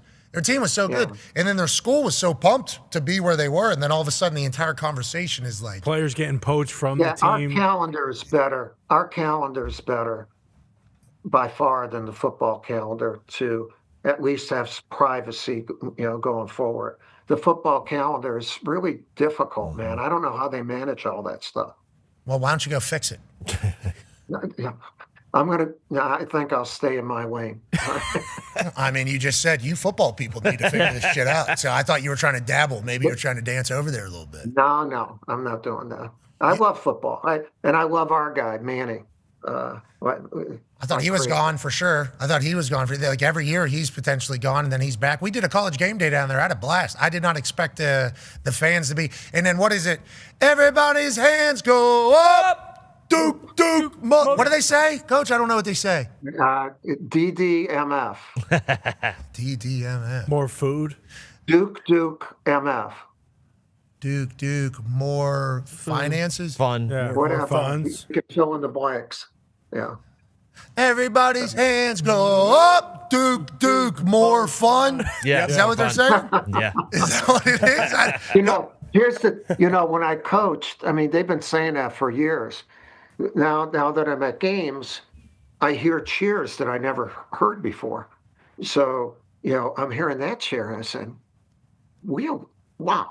How long have we done that? That's I want to. And then we have this thing with a baby, that it's like a baby doll that we throw up in the air and catch. I said, so we're using vulgar language and beating up a baby. Duke, what mother. the hell are we doing? It's Duke, baby. That's what that is. That's crazy. What was it? That was your last year whenever you started yelling at him, too? Remember that was a big deal when you go, hey, we like him. Yeah. What do we do? Well, I thought they were on Jeff Capel, one of my guys who was coaching at Pitt. And I misunderstood it. But I'm always going to dive on the floor for one of my guys. So you're bopping wood for your guys. I understand you're bopping wood. No, I slapped the floor for him. Yeah, you're bopping wood. Yeah. We understand what you're saying. Let's talk about some of these teams bopping wood here in March Madness. Go ahead, Tone. Yeah, Coach, two-parter, if you don't mind. Obviously, we watched last night the 11 seeds play. Texas wins, and then another 11-seed battle tonight. Do you think these 11 seeds that win in the play-in games have an advantage in the round of 64 against the 6 seeds because they've kind of maybe they've already got the nerves out. They've already got their first game under their feet. Do you think they have an advantage there? And then I'm not sure if you saw when Texas hit the go-ahead shot with 1 second left, one of the assistant coaches ran onto the floor. What would you have done to your assistant coach if they would have done that? Well, the very first thing is you're right. I think the 11th seed in the playing game has an advantage. And they're from major, Power 4 conferences. Yeah. So they've just missed. So they're accustomed to playing, and they've gotten over the nerves of playing. They've won. They have momentum going in. I think it's. I think your point is a good one.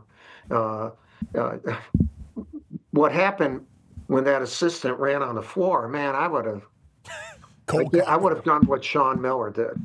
Like Sean Miller just went crazy on him. You see how it? Yeah.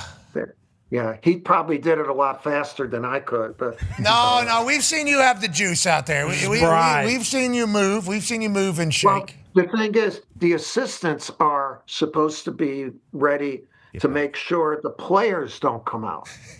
So if the assistant comes out, what the hell's going on, man? I don't know. It might be an indicating read on what might happen in the future, but they were pumped. But Sean reacted. Sean's terrific. And how he reacted, I think, was exactly the way you should have reacted. It was a phenomenal shot, too. I mean, the Madness of March has already started, obviously, with the conference championships and then the play-in games last night. And then tomorrow, this thing really dives in. We will be off tomorrow and Friday as we will be doing what everybody else will be doing, which is watching the Madness together. I cannot wait for that. But I feel like something we, as gamblers, always realize in the first round of games. Go ahead, AJ. Yeah, Coach, I'm sure you are aware of this, but it's been going around the internet a little bit already this year.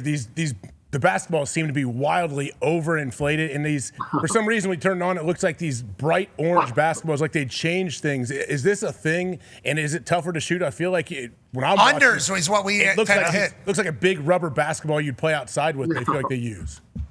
Well, I didn't know that, but I know 1 year, like in the ACC tournament, they brought out new balls. Like, don't bring out a new ball. I think that's every year. It looks like they're doing that. They still do it. Yeah, I think it's recent, right? They need to be used. See, I think every conference tournament should use whatever make of ball is used in the NCAA tournament. Like, the ACC doesn't do that. I think that's a mistake. And then those balls have been used the week before or 2 weeks before. And to have brand new balls like that I think that's not good. And no, don't settle down there, Hotshot. You see that? You see that? You see it, and then it'll go right in the cookie jar. Right in the cookie jar. Hold it. Boom. Keep that left hand out. Don't thumb the ball. That elbow. Boom. Not bad. Thank you. Yeah, not bad. No, don't try it. Here we go. Oh, yeah. This is it. Watch Don't this. try it. Fuck it.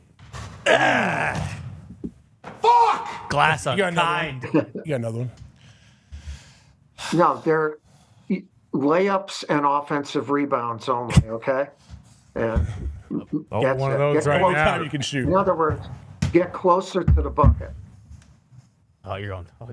No way. Is this close enough? Oh, he said no way. No way. He says no way. Coach, this is Jason Tatum at halftime. You got anything else to say, bud? You got anything else to say? No way.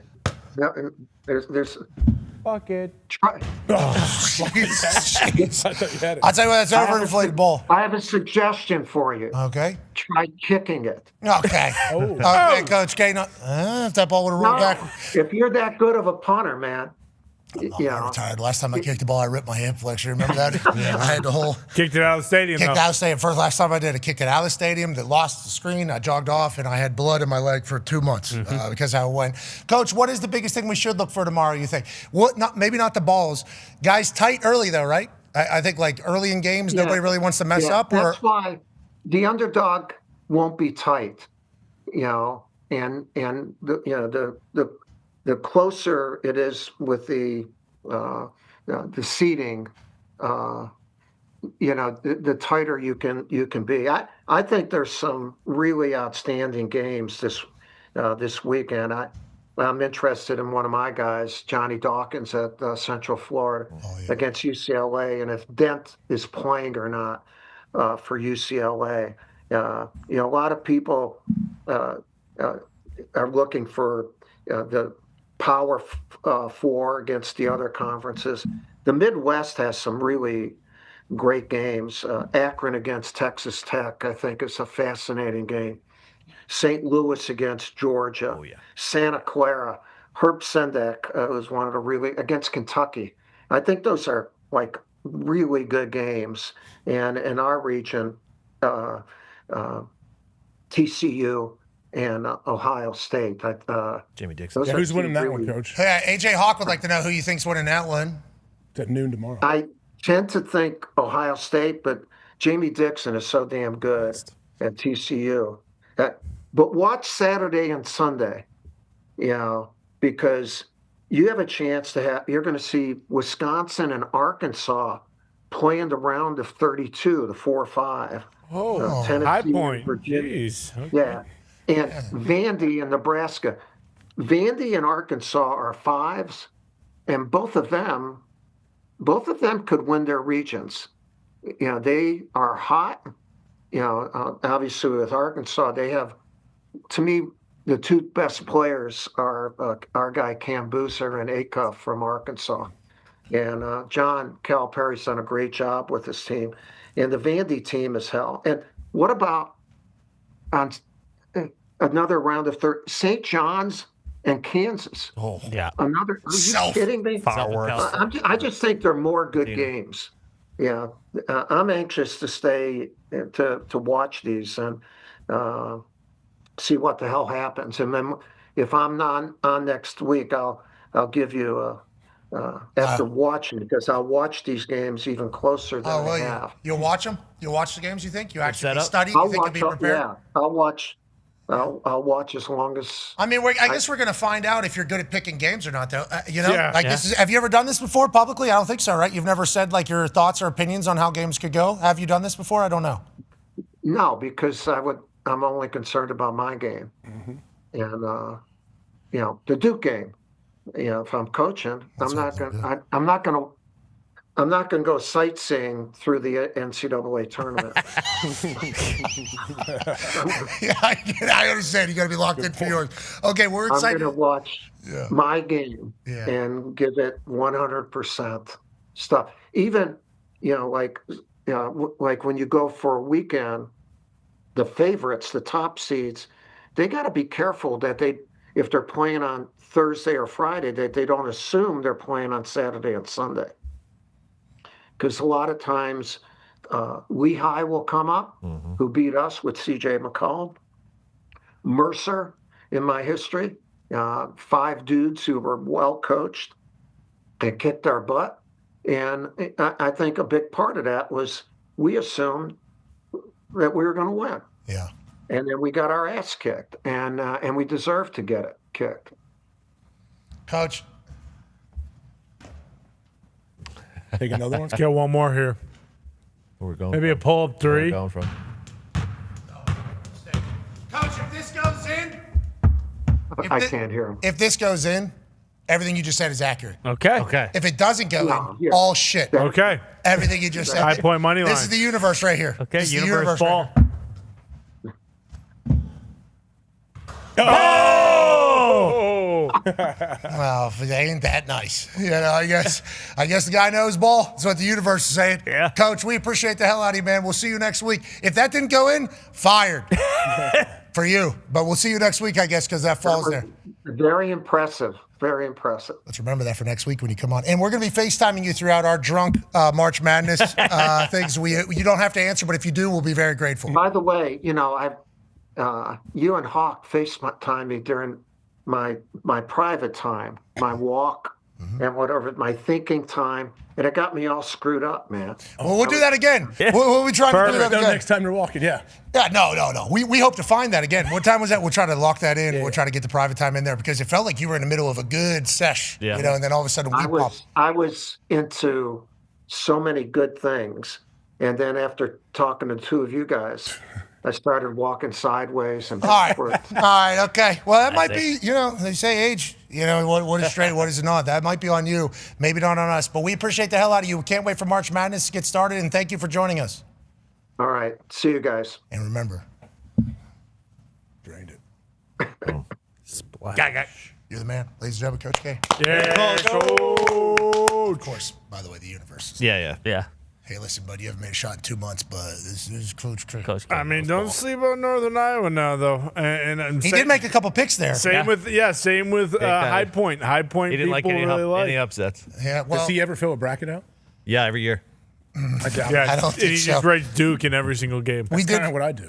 I did FaceTime him because it was agreed that he was going to be coming on this Wednesday. But I was like, we haven't talked to him since literally being live. Should just FaceTime him. And cold FaceTimers are, of course, some of the fun, really, of my life at this stage. Got one the other day. You had to hit one because you got a text. Who? Nope. No, about going up to do someone's show up north for basketball player. Oh, yes. Yeah. Yeah. That was one of the greatest. Yeah, good call. We will not talk about that because that's a potential huge surprise. But yeah, random text message. Think it's a catfish. Check with McAfee. Is this a fake number? Yeah. No, it is not. Okay, let's do a cold FaceTime. But yeah, Coach K was in the middle of his workout. So I guess he still is a very active person. He was in the middle of his walk. I don't know if it was a warm up before he was about to get after it in the gym.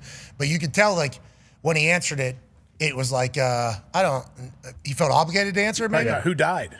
Yeah, maybe That one. happens sometimes. Like if Yeah. I call my mom, she's like, "What's wrong?" Yeah, What do you mean? exactly. I guess I should call you more. But boy, it wasn't just this was not going to be like a 30-seconder. Nah, settle in, Coach. We're here for He was we great. doing? He was awesome though. Like it was a beautiful day out. Was that the camp? Was he walking on campus? I think so, yeah. I think he's walking around like actually Shashevskyville. Yeah. He lives in the Walk around rafters a couple of of Cameron, yeah. Have any of you guys ever been there Yes, Cameron? I have. Yeah. Thank you. I've been to the arena? With the crazies? It's awesome to watch, but like it's only seats like 4,000 or something. I bet it's the best place Straight ever up. to play. Yeah, their fans love it. Like they're just kind of like that's a part of it, right? They showed up for game day. Yeah. It was very much like I think the basketball crowd just showed up for game day for showed up. football. And I know game day goes there for basketball a lot, but for football, them showing up the way they did, it was a surprise. It was a mighty And then surprise. winning the ACC. Yeah, and then somehow, and then ruining the entire college football playoff. Yeah. Basically, not ruining, I'm sorry, but throwing Changing. the entire college football playoff thing into Got hell. Miami in, maybe. Because Manny's able to win that thing. Okay, let's talk about some stories around our football world. The NFL has agreed with the greatest ketchup company on earth that if the NFL's happening, it's going to be Heinz ketchup. So the way it was kind of being reported by Mike Floria's Pro Football Talk is like, hey, this is just another deal the NFL makes that is just kind of good for them. And Mike Floria knows this because he's from West Virginia. He's from the area. Mike, Roger Goodell walked into a stadium. They had some shitty-ass ketchup in there. Probably Red. We've seen these before. Red Gold's an Indiana company, but so I apologize. I appreciate you guys doing what you're doing. But on that note, like, if I'm seeing that on anything where I go, I'm not happy. Throwing it out. Okay, I'm going to be covering it just as I spray it. Just covering the whole name. I piss in the bottles to make it taste better. You might as well spit on it if you see that. You should not do that. Been eating a lot of pineapple. Okay, I don't think that has to do. Your semen. Yeah, I think that is a different. I think that's a different flavor. But on that note, if Roger Goodell walked into a stadium, there was some sort of ketchup that was not Heinz ketchup, and he said, "I'm not doing this ever again. Somebody needs to change this." So boom, they change it from our understanding. I did not read all the ins and outs of the deal, but I know that everything that I do needs to make a similar deal. I need the Tropical Smoothie Cafe right down the street right here to make the same deal. Okay. I need the breakfast pancakes place right down Lincoln right down here. Yeah, Lincoln Square. I need them to negotiate everywhere that I go, like what seemingly Roger Goodell did here. Everywhere I go needs to have Heinz ketchup. We would like to negotiate, or we would like Heinz to negotiate those deals with everything we do as well. Yeah. We like this move. Yeah, I believe it's also international. So I assume he might have gone to Oh my God, the shite ketchup over there. Exactly. Germany or England, England beans and mash, whatever they ketchup they put with that is probably absolute poop. So once he saw that, he said, hey, I need to bring the Heinz, the Pittsburgh ketchup to the rest of the world, not just the country. And congrats to everybody. This is a win for everybody. Yeah. Australia, they're getting Heinz. You're welcome. And congrats to Ireland. They're going to be getting Heinz. You're welcome. Ireland needs ranch. And funny you mentioned that because it's not just ketchup. They are actually, it's Heinz' entire family of condiments. Beautiful. So if What you else do want, they do? you know, Mustard, some Heinz relish, ranch, literally exactly. anything. The whole kit and caboodle is what they signed the deal for. Heinz is about to make $1 bazillion in Ireland. Yeah. Did you ever wonder why there's any other ketchup companies? Like, I understand like why there's multiple pop companies and stuff like that, or any multiple mayonnaise companies. Yeah. Why do any other ketchup companies even exist? I would assume because they tasted the nectar from Heinz and they said, wow, this is the stuff. Yeah. And if you could put something on anything and make it better, like salt, you would like to capture that. Heinz did that. These other people say, we like it so much, we're going to try to make a brand that can maybe be much cheaper and get into places. And shittier. Yeah. And people that don't know Heinz might think that this is actually what it is. And then all of a sudden, people from Pittsburgh who put Heinz on everything get to their town and it rolls out. And you go, what?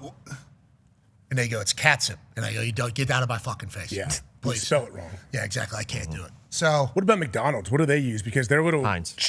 they use put in the Heinz. little back in the day. That's Heinz. legit. Yeah, and then you put it in your, Very between your good. fingers, right? You put them in between your fingers. What do you mean? The fries. You get the little ketchup thing, the little the little circle paper, cup. Yeah. little Paper cup. You fill that up, Oh. obviously, and then you put them in between your fingers. Oh. Then you show up with 6 of them things right here. Look at how much ketchup I got. Hop. Oh. You didn't Who do wants that? some? You didn't do that? I don't think I did Oh, that. so you got chicken nuggets at McDonald's and only had one of those little things? No, Yeah, right. I would grab a bunch of them, just put them in my hands. Like No, this. yeah, but with you're probably because your fingers can't. Yeah, I don't know if I Connect can the spread my dots. fingers far enough No. apart. But I definitely am dipping my nugs in ketchup, yeah. Yeah, definitely the nugs and the fries are definitely. I don't eat ketchup on fries, but yeah, nugs I will. What? Never. I mean, I don't, You're raw dogging fries? Yeah, oh yeah, I don't hate it, but McDonald's, yes. I don't need. I won't do it. McDonald's fries are good enough to go without the crispy. ketchup, but to never do it. Yeah, I don't even know why we do I never say never. I have. You're a psychopath. Yeah, but you don't like ketchup because. No, I love ketchup. I mean, 'Cause it has hamburger, sugar. No, you don't. hamburger, hot Sugar. dog. No, I'm you putting don't. ketchup. You don't love it like we do. I don't like relish. All right, let's move along, please. More NFL news. A tight end out of Notre Dame was signed to the Indianapolis Colts. Congrats, Shout out. cuz. Yeah.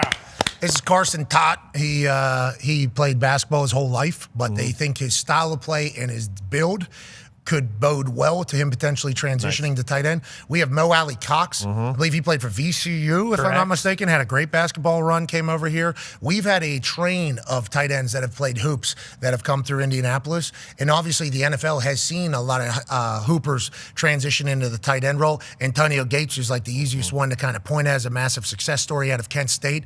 But the body type, the athleticism, the ability to catch and box out. The only issue is, can they block? Can they get physical? They're saying that Tout here, and just by looking at him, I'm thinking he might be able to get a little physical out there, AJ Hawk. I'm thinking he can't too, but I mean, the fact that he said he's never played football at any level, that's a bit surprising to me. I mean, I know he's a freak athlete. He's a very physical dude.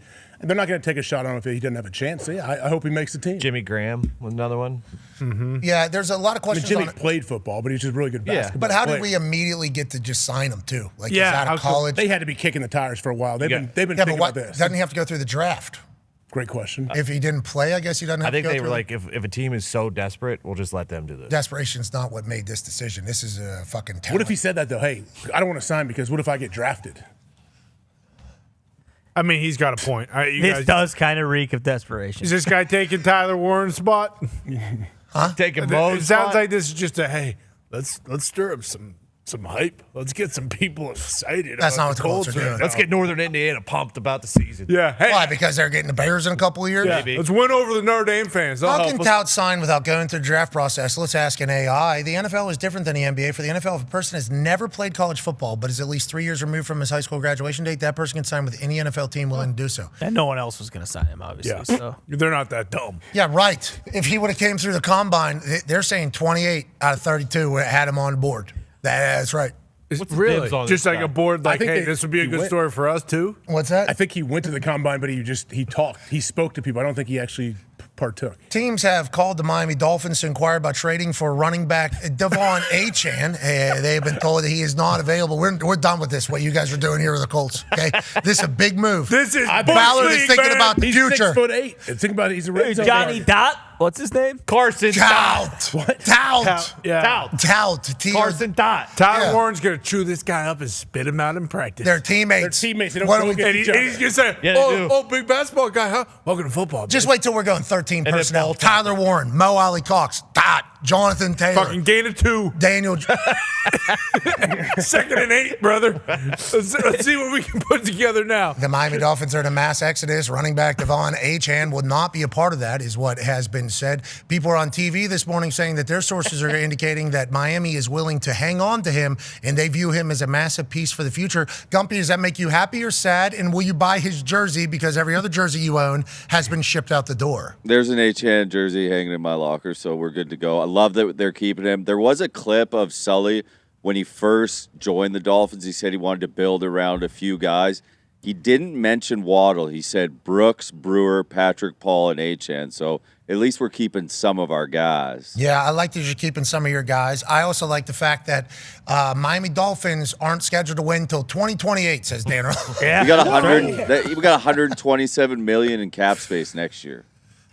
You're talking about next year, like, Following this one. okay, because this one would be considered next one, you know? Okay, well, 2026 is over. So 2027. yeah, 2028 is a bit They're on far. 2027. Yeah. Okay, so Orlovsky's We're on the actually, clock. I appreciate that. Congratulations to you guys, and good luck to Malik Willis. You finally did it. Yeah. That's right. You got an opportunity to be the guy to place, and no one to throw. there'll be good players down there for sure somewhere. It's the NFL. Yeah. It's the NFL. There will be good players, and maybe Halfley is able to motivate the boys and get some wins down there for Miami.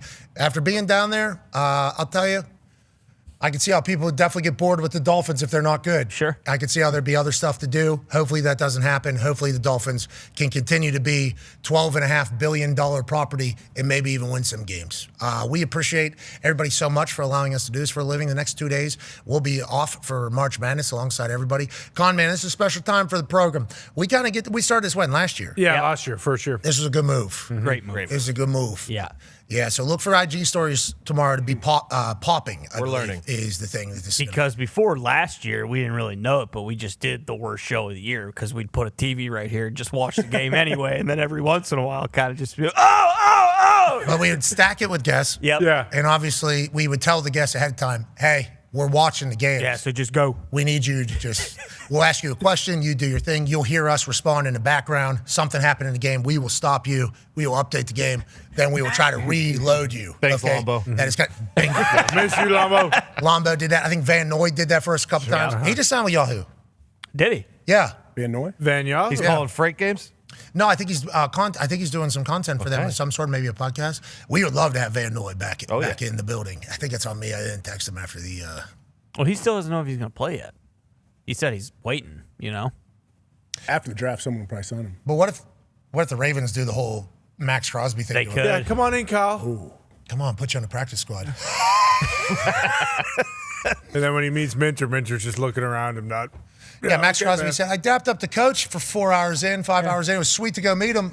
Weird energy. Dude. Yeah. Just kind of looked at me. I was like, oh, okay, this guy's a weirdo, I guess. That's going to be cool. It'd be a little different. Bargatze, man. Just traded 2 1s for this guy. This guy thinks there's maybe a Laramie Tunzel situation. You guys just traded 2 1s? Yeah. He's your franchise player. Oh, my God. Here we go. This is a big deal. He gets there. Put him in a fucking room. I don't want anybody to see him. So what's going on? I'm here at my family. Can I meet the GM? No. Later. What the hell's going on here? Get me out of here. The Raiders are making plays. We'll see you on Monday. Be a friend, tell a friend something nice might change your life. Goodbye. One of those was off. The bottom of the clock. I don't know what it was. There's going to be some of that this weekend in March Madness. Clock off. Yeah, someone gets the ball in, maybe a half a second. How did Coach K not know that the balls are bad? Because he doesn't think about it. No excuses. Yeah, he's all about his ball. Do you think he wants to hear about a fucking ball that both teams are playing with not being shootable? Yeah, right. It's a real thing. I remember a couple years. I don't know how many years, how long it's been going on. But last year. Last year was a big problem. It looked super orange, like it was brighter than normal. And then when you see this clip, I mean, that is not normal at all. What's that? I was watching ESPN through the window. You nailed it. Okay, sick. You went off at 0. Oh, good. Oh, so on the screen it's 0 hit? Yeah. Okay, so it's close. That was the second one. We can have a game, like a team win 32-30 tonight or something with these stupid balls. No. So team ride tonight. I need to get back. Actually, I have no money in my account. Can't. Take Miami over SMU. How come you don't have any money in your account? I spent it all on TBSA last night. Who let you down specifically from that team, would you say? Every one of them. I put. We can't do this, gentlemen. We like baseball. We like these boys. I agree. Okay? I don't want to do this. It just felt like if it was a series, we win. That's why the World Well, Series that's what is. people are That's saying. part of the joke. Yeah, Right. that one hit. Yeah. People are saying that maybe the team thought that it was a best of 3. A lot of I people did see saying something about that. DeRosa was saying post game, no big deal. We'll get him tomorrow. I didn't like like that. no, I did see we that. didn't like that. So where's DeRosa go now? Back to his show? MLB Network. We'll shanty. see. I hope. D-Row. Hit the beach, We brother. love you, dude. He needs to go They were trying to Illinois. fire him. Bring him back for the playoffs. Give him the regular season off. Everybody in baseball was trying He to needs a vacation. seemingly fire him. He He does. does. Vacation. I'll tell you what. USO I tour. never. Oh, this is something that needs to be talked about. I never in my entire life book it. Non-military member. Okay, let me sanction that. I've never seen a non-military member look fucking better for the national anthem than D-Row. Oh, wait, can you show us? D-Row had hat. What are you laughing about?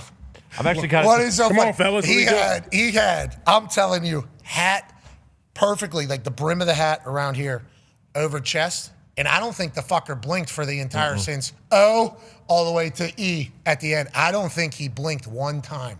And they had a jib working around his face, and it was on the big jumbotron. He was right in front of me, and he couldn't help but just say, "Holy fuck, Skip looks good." You know, he looks confident. Okay. He didn't blink. Yeah, I watched a YouTube video before the game how to do the national anthem. Well, good. I think you nailed it. Yeah. You got it. Venezuela's national anthem. I'll tell you what, it's like pretty good. 7 minutes long. Is it a more upbeat? Is Yeah, it- Yeah, they everybody was sing it. It ends on like a woo. It was so much fun, cool. dude. It was 10 minutes long, too. It had to be, you know, because I've seen, I think it was, who's sprinter from Jamaica? Usain Bolt. I think it was Bolt at one of the Olympic events where the United States of America national anthem plays. He's in the middle of an interview, and he says, the national anthem is on right now, so I'm going to stop. And he stopped and, like, did this. And then he went back to the interview or whatever. And I remember making its way around the internet, like, this is how somebody from another country is showcasing our national anthem versus like everything else that was happening at the time or whatever. So as Venezuela's about to play the national anthem, I'm thinking like, oh, I'm that fucking guy right now. Like, let's show some fucking respect here. Stand up, take the hat off, do the entire thing. And then it starts and I'm like, oh, this is an interesting vibe.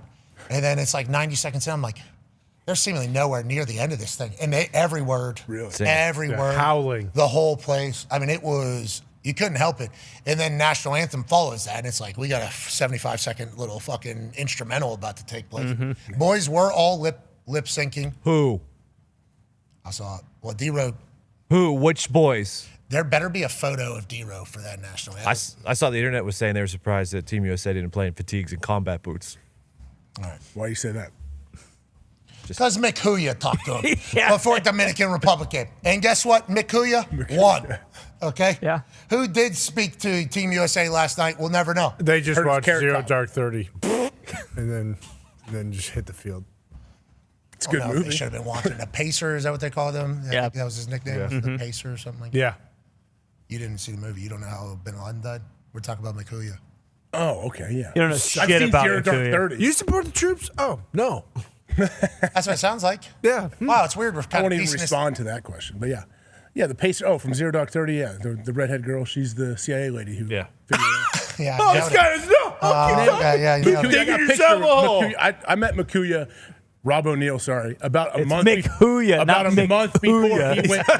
About a month It's not a before. McDonald's First time item. it's not his name. Asshole. Pronounce the You're capital talking about letters his in Twitter Mikuya. His Twitter handle you're talking about, not his name. What the hell's wrong with you? Are you okay? Can you go back, joking. please? I'm joking. Can you tell us about meeting McCoy? I met him. He came to Green Bay about a month before he went public with saying, "Hey, I shot that guy in the head." You spit in his face? No, not at all. But he said, because our one trainer said, "Hey, I'm pretty sure this is the guy that got Bin Laden." And I talked to him. He was great, and he said, I asked him, like, what do you got going on? He goes, I got something pretty big coming up here in a little bit, about a couple weeks, and then I'll be doing some more after that. And I'm like, okay, and then boom, he went public. Yeah, and I think every other branch of the military will say, of course, the Navy SEAL wants everybody to know what they do. Yeah, there's all kind of infighting. Yeah, there's a lot of that. And I think he probably knew that was going to happen when it was coming, but I think somebody else was also getting credit for it at some point, and then, so... And I assume there are people like, hey, somebody's going to get credit for this. If it was actually you, somebody else has already taken it, so maybe you should think about it. And then as soon as you do that, then you become the guy that wanted to get the credit for something. And then the military people get mad at you. But then it's also an incredibly inspirational story about execution and how you kind of go actual, but also preparation too, how they practiced on like the mock-up building here. That's what I thought was cool. Like these guys aren't just rolling in there. No, they precise, and then helicopter crashes. Like it's pretty crazy. So he's from Montana, I do believe Butte. I believe he's from Butte, Montana, and that's where Colt Anderson, the Montanimal, the original Montanimal, is from. And he was down at a Miami Dolphins game. I think Makuya was probably something similar talking to you. And then Colt introduced me to him. This was before it all came out. I guess he had 2 bullets tattooed somewhere. Oh, he did? Yeah. Okay. It was like, hey, go ask him about what those are. Colt was like wanting to tell me. He was like, I can't tell you, but you need to go ask him. I never got a chance to, and then we would find out later. I thought John Cena was taking credit for that. Well, he announced it. We fucking got him. That was May 1st. My birthday's May 2nd. We had a hell of a time. We did get him. We did. Yeah. John Cena and I had a good time with that. Ladies and gentlemen. We killed him. We captured. Compromised to a permanent end. How about him running back in? Perfection. Before you get out of here tonight, how about Vince McMahon going, Cena? Yeah, go. It's you, right? You have all the chaos. I'm not going to announce it. You want me to do it or the Marine? Get out there. You're right. This is the biggest. A lot of people learned. Oh yeah. John Cena. Yep. Incredible. Good run, Cena. He hadn't come back? No. He's never coming back. I know he said, he said. One question is integrity. The guy announced it. Why don't you just call him a You liar? guys won't even let me Call him get a into liar. it. Go ahead. Just call him a liar. I didn't call him a liar. I'm asking. I asked him that question, and then he said, I really appreciate you questioning my integrity right here. You really think I'm a piece of garbage, huh? Oh, my God. I was like, wow, that's an incredible angle. You just flipped that on. John, I thought thought it was a little bit of a character as well. I don't want to pick the bracket. You want to pick the bracket? Sure. Fuck. He just said he didn't want to. Let's take a break. I thought you meant We'll be back on the other side. I thought you meant in my AJ's private bracket. time. Like in my private time when I pick a bracket for you. I didn't mean now. Well, I got no sense. Just do the That's first no round. sense. Don't have to do full thing. Just first round. Or maybe just your final 4. What? You guys have the same winner. 'Cause Chalk is nuts. I asked him before. Give me the J. Will. Yeah. I'll take the J. Will. I also have the J. Will. I take Duke winning since I've been like 8 years old. That's No, you're doing that this year because it's fucking number one over seed. Coach Sweet. K.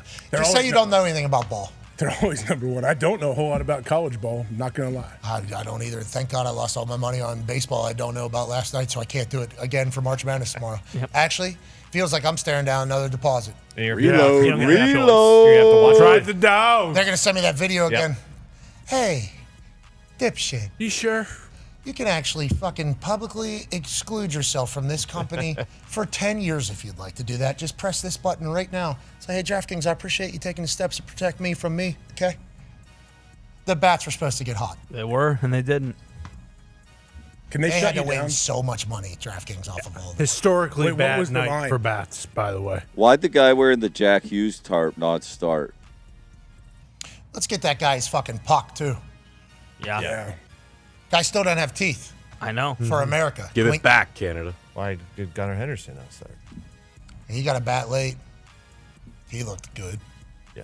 Well, I heard there's a lefty-righty thing. I'm like, well, what about just being in his zone, Skip? And then you hear, like, well, why didn't Mason Miller come in at the end, Grim Reaper? And he's like, well, I wasn't fucking allowed to. And they're like, okay, all right. Yeah, fair enough. All right. Yeah, that Nobody's makes really sense. thinking about what teams are telling old D-Row, literally probably in his ear while he's sitting in the dugout, like, don't you even, hey. No, we gave you 2 innings last week. Yeah. We are not doing this again. Yeah. Oh, nice. You want to win the World Baseball Classic? We just traded our entire fucking farm system for this guy. He's not pitching tonight. Can I get 9 pitch? No. No pitches. And don't fucking ask me again. And also, we're not telling anybody we're saying that. So you're going to have It's to on eat all you. the shit. that's D-Row baseball. That is what D-Row has been dodging through here. That'd be terrible. And D-Rose said, I'd like to do it again. And then we got thumbs down happening in the group text. Who thumbs it down? I saw a couple. I did. Foxy did. Who do you want in there, In Foxy? iMessage, I wish you had a function where you could go 2 thumbs down, because that's what I would have They put. should be on that. They should have that. You're right, Foxy. And AJ, to answer your question, who do I want in there? Bam! This guy, Yes! Jim Leland. The That's only Skip guy. right there. The only guy to ever win it for America. Yeah, he either Jim Leland or Sean Casey. Well, if Jim Leland's in, Sean Casey will be Yeah, in. you're right. And on that note, You're right. You kept him up a little bit late telling stories. You're right. I don't know. If he I was the think he's- manager, I think he's good for the team morale. Okay. Agreed. And Sean Casey will operate how he is told to operate.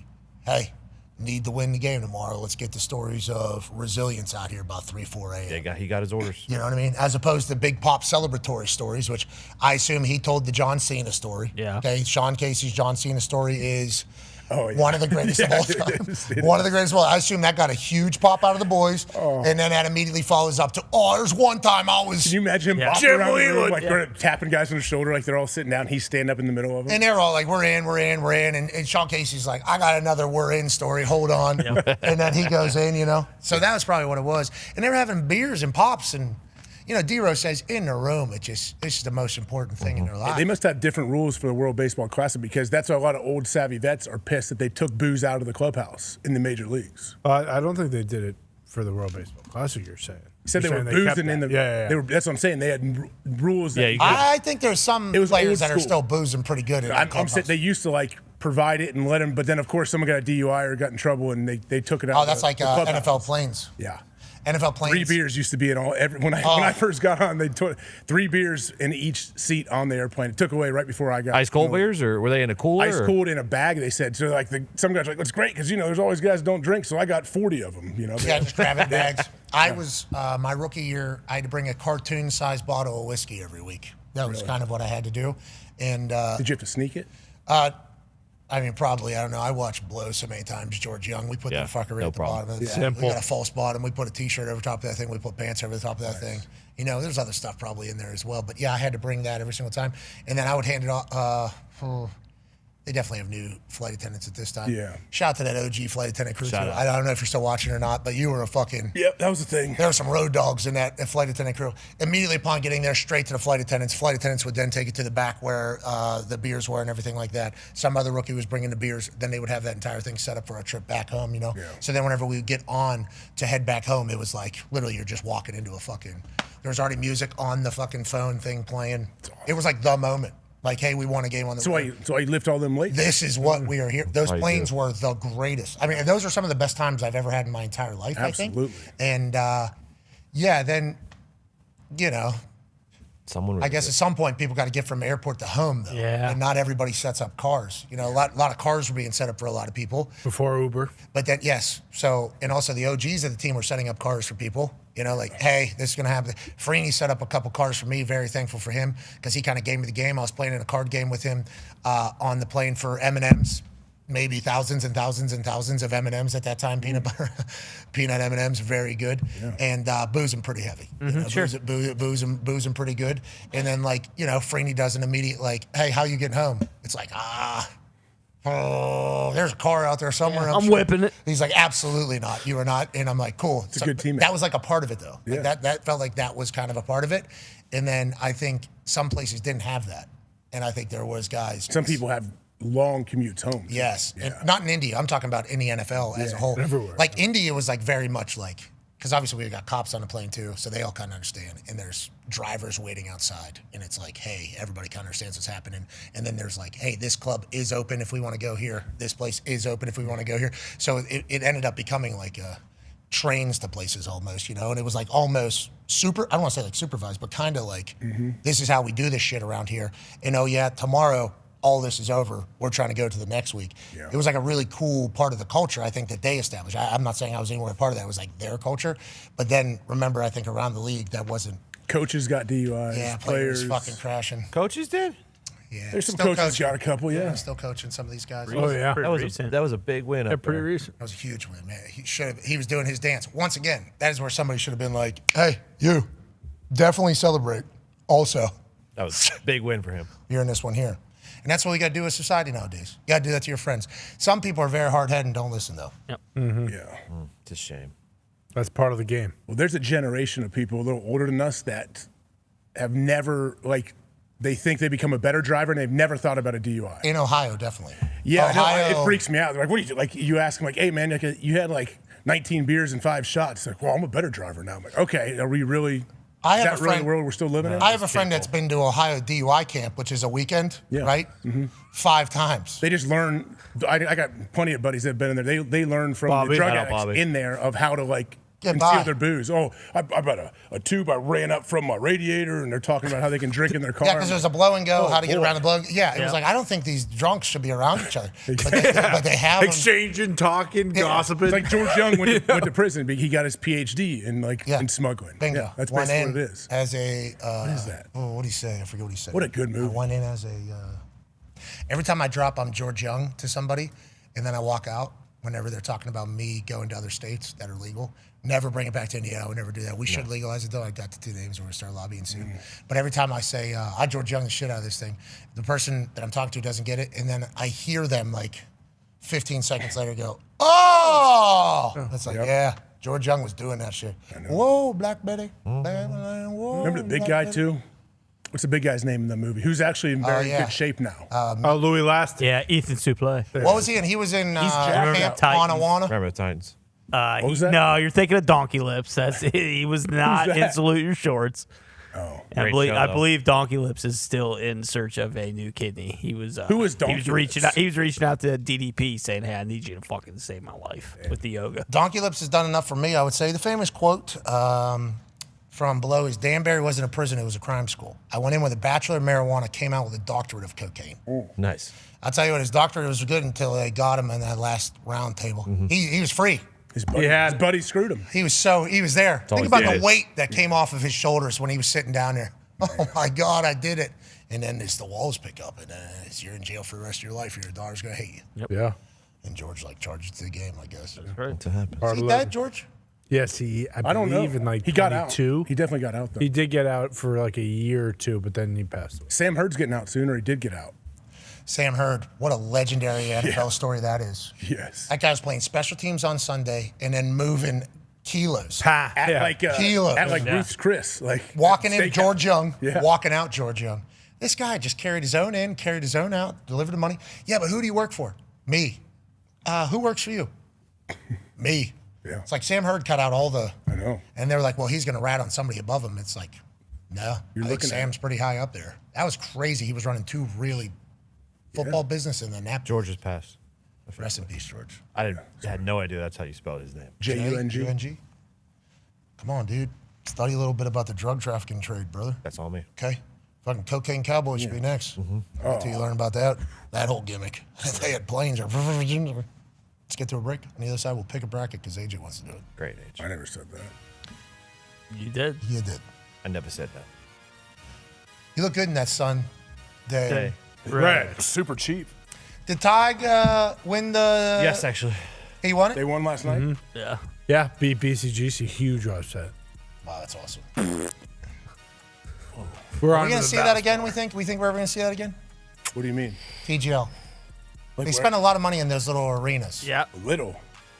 Sorry, they spend a lot of money in those super cool looking arenas. Gigantic. How many of them are there? 2? I think there's only 1. LA and Florida? Wasn't there LA? Is there an LA one? I thought they were making another I thought it was one. just There's only there was one an right LA now, one but I too. thought they were making another. In theory, we could turn this place into one of those. Theirs are big. I know. I think the screens themselves are like 70 feet.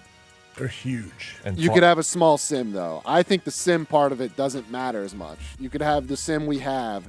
You would just need 50 yards for an approach shot. I believe they have 50 yards. And then the green. So if we have the sim up there, you're hopping on like a fireman's pole down to the green down here? Yeah, Exactly. or a zip line. You should have A fireman's thing? one. Yeah. I wouldn't mind. You want to ride that pole or something? I heard about you riding. I see what you're doing. You like grabbing poles. So no, I've been looking at. What? Do it. What if you put a fire? screen is Wouldn't you want a 60. fire pole in your house For what? Why? to jump down and slide to the first level from the second? Are you using your feet like somebody that understands what they're doing, or are you using your hands? I'm just like I'll get a veteran firefighter and say, please teach me. And you say, sir, nice mustache. No. Or ma'am, I'll say. Sir or ma'am, fire person. You're right. And if the fire chief has a name that is both ways. Like what? Like Pat. Yeah. Could be a male or a It's female. Pat. That's from SNL. Mm-hmm. I appreciate you doing that. Don't always just assume it's a dude in your email. Oh. Yeah. That was bad play by me. Yeah, it might be a Patricia. That was bad play by me. AJ could be both, too. Yeah. Thank you, sir. I sent back with authority. Oh, bam. That's not the first time that has happened to that person, though. I know, but I felt like an asshole because that lady was doing so much for us at the time. It was only via digital. That's the problem with texting. Well, and there was no. You don't know. Headshot. She. Yeah, she didn't. Pronoun. Her. Yep. Didn't show her hands at all. And. Yeah. She's great. I think she's still doing it. Still bringing it. All right, let's make this bracket selection, shall we? We shall. We're doing both? What do you mean? Both. The Super Duper Crown? Yeah. And March Madness? Yeah. And NIT. Let's do the Super Duper Crown one now. Can we pull that up? There's only 3 teams. We can do it. There's 8, asshole. And it kicks off what? May 15th? When does it start? Why are you making a mockery out of everything? Okay, let's do this. It's the college basketball crown. Oklahoma will take on Colorado Buffalo Wednesday, April 1st. Yeah, it's all right. It's a while from now. Okay. Who do you got, Oklahoma or Colorado there, AJ? I'll take Oklahoma. All right, boomer roll there. Baylor versus Minnesota, also happening on April Fool's Day. Minnesota. Okay, so we got Oklahoma and Minnesota. They'll be taking on the winners of. Give me the blue team. Okay, the Toronto Blue Jays. Creighton. Okay, Creighton. Now I'll take Rutgers.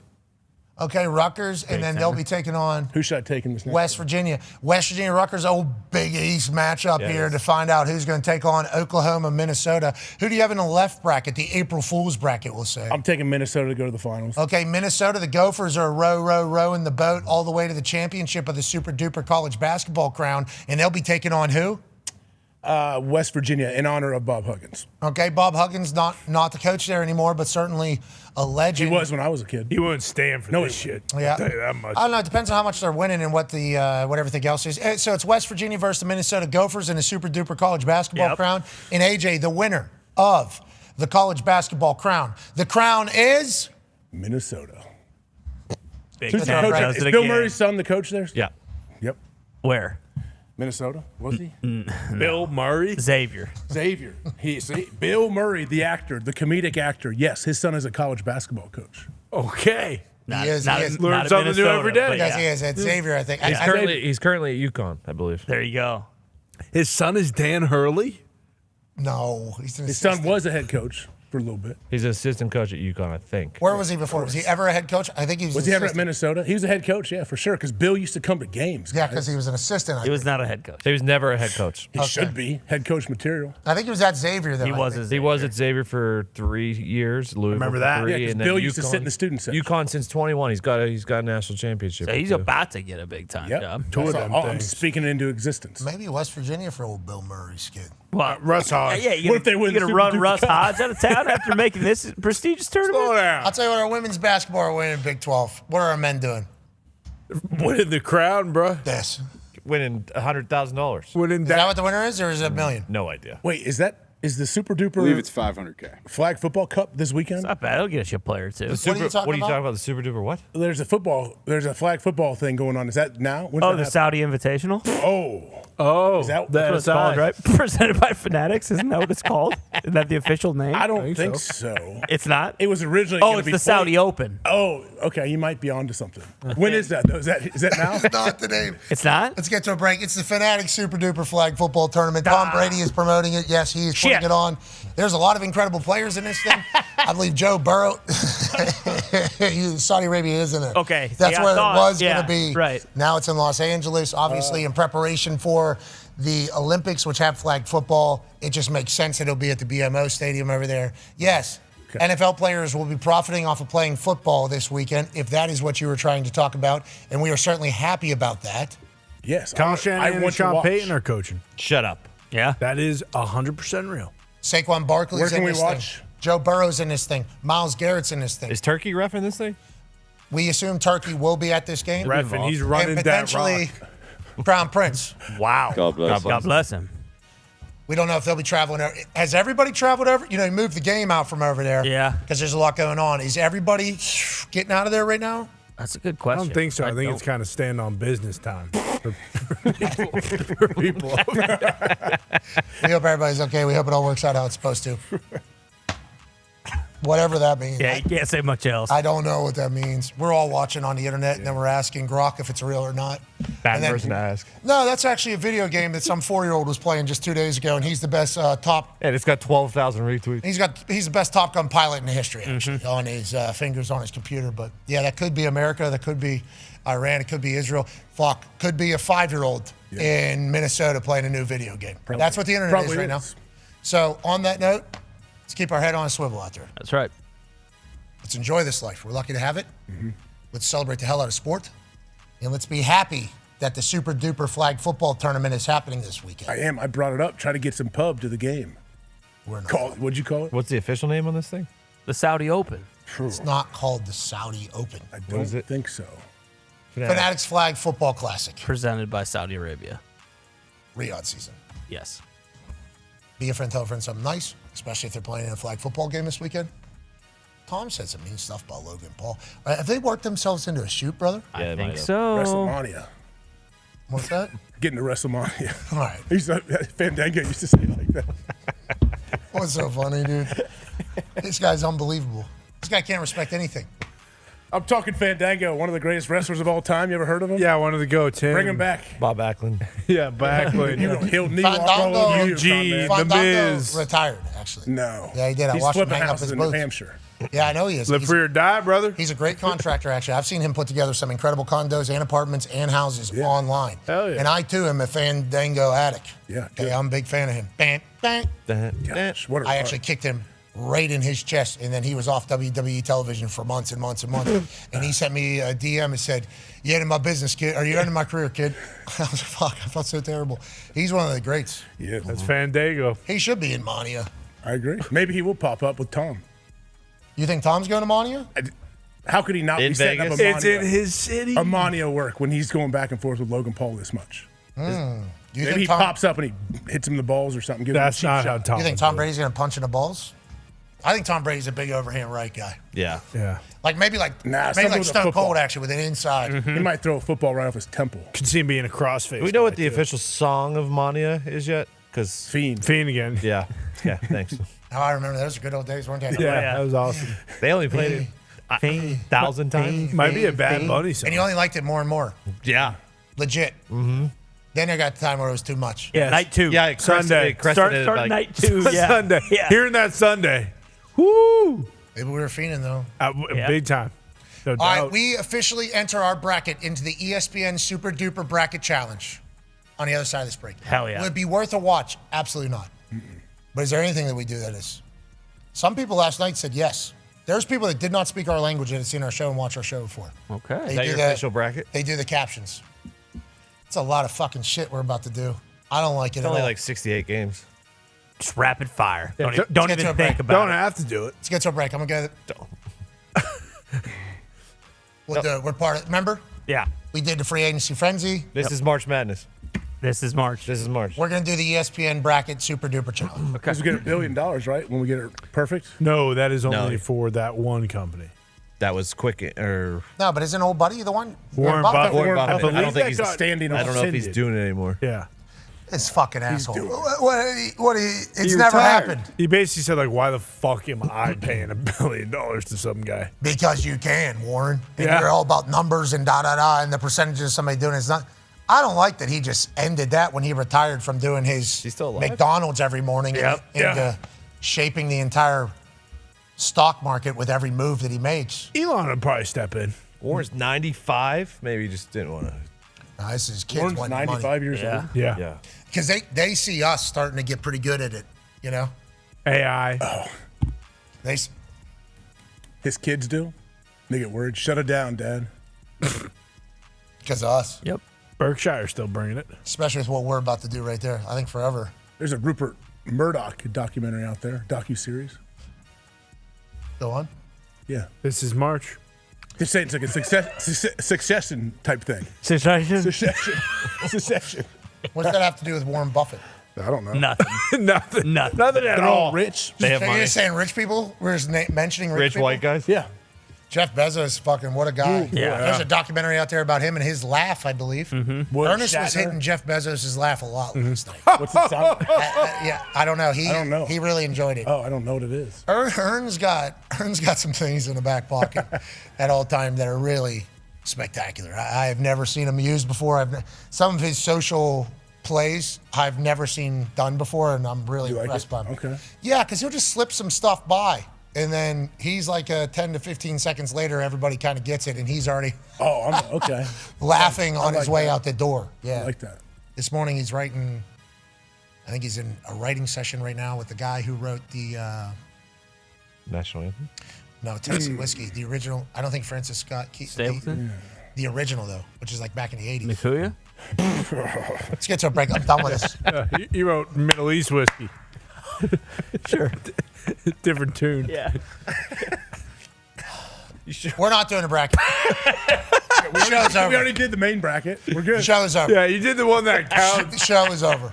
You did the We'll be back crown. on Monday. We hope you guys do great. Be your friend, tell a friend something nice about change your life. We're just thinking, yeah, this is the worst we've ever done. This is the worst show we've ever had. No question. Should have thought about America losing one time. Win last night. Yeah, did not think about it. That was a long night last If night. they'd have won that, you wouldn't have made it back. You'd be still boozing with the boys. What are you laughing at, Tony? He's a fucking animal over there. I'm sick of I it. just felt it coming for minutes. What's that? Yeah, we're not doing We're it. not fucking doing that. I am done with it. As soon as Mikuya came out. All right, be a friend, tell a friend something nice about change your life. Have an incredible March Madness weekend. We'll be doing it the same as you. Hopefully winning bets. Okay, hopefully we'll all win. And hopefully somebody's one shining moment in a March full of moments will begin a magical way tomorrow as we follow along. I'm sorry that this is us. We will run a McAfee video on our way out here. Run the Mikuya. I needed that this morning. We should have brought his ass in here today. Should have. We throwing out guest ideas. Mikuya came up. AJ, anything to say to the group as we get the fuck off of microphones for a while? Thank God. Not really. I don't want to force it. Like Coach K said, it's got to come. It's got to be organic. It's got to be natural. Is it starting to come right now? Nope. Oh, you're Tone's starting to though. I think we all are. It's March Madness season. Hard as rock over We'll see you on Monday. Zipper burn for everybody. Sports are about to take over our lives yet again. And it's not baseball this time. It's basketball. Who's going to win? Everybody's saying the best teams. Mm-hmm. Yeah. Act accordingly. Have an incredible weekend. We'll see you on Monday. Be a friend, tell a friend something nice. It might change your life. We're in this thing together. Team on me. Team on... Hey, great work in the back, boys. Great work, boys. Oh, yeah. Good boys. Good week, boys. Graphic design, boys. Great work. Great work, boys. Good work, boys. Cito, Tim, great work, boys. Good boys. Talks to table, way to go. Good work, hey, boys. You too, man. You too. Hammer down, boys, way to go. You too. Way to go, boys. AJ, wow. Wow. Wow. Well done, Hoggle. This helmet is so stupid. Amen. The design of it, not the Yukon stuff. Well, I think you kind of lump those together. Mm-hmm. No. Manufacturer. Who designed the helmet? Don't care. That's good speech right there. Make it look better. Came to you naturally. Let's do that with everything. Mm-hmm. Let's make life look better. Yeah. And the way we change that, they say beauty is in the eye of the beholder. Mm-hmm. So the beholder of the eye is the one that can change the way in which we view this life. Yeah. We can find a million shit things if that's what we're looking for. Or we can find that one awesome thing that spurs us on to the next awesome thing. Let's find happiness. Let's find beauty. Let's find life. Be a friend, tell a friend something nice. You might change your life. We're in this thing together. Let's win some bets. Team on me. Let's take fucking everything Jeff can. Hell yeah. Team on me. Team on three. 1, 2, 3. Team. Bye-bye. Team, the scam gang is working overtime to try and trick us all. Whether it's through email, text, or unsafe public Wi-Fi, these scammers are sophisticated. It is time to play some defense. And not just any defense, the greatest defense of all time, McAfee. It's not just an antivirus, it's an easy, convenient, ass-kicking digital shield ready to put your mind, phone, and digital self at ease. McAfee's auto scam detecting technology protects your emails and texts with one click of a button. They have alternate VPNs when you're on a public Wi-Fi to block out potentially dangerous Wi-Fis that we all try our best to avoid. McAfee was made to be your tag team partner to protect your phone forever. Head to pat.mcafee.com and get some protection today.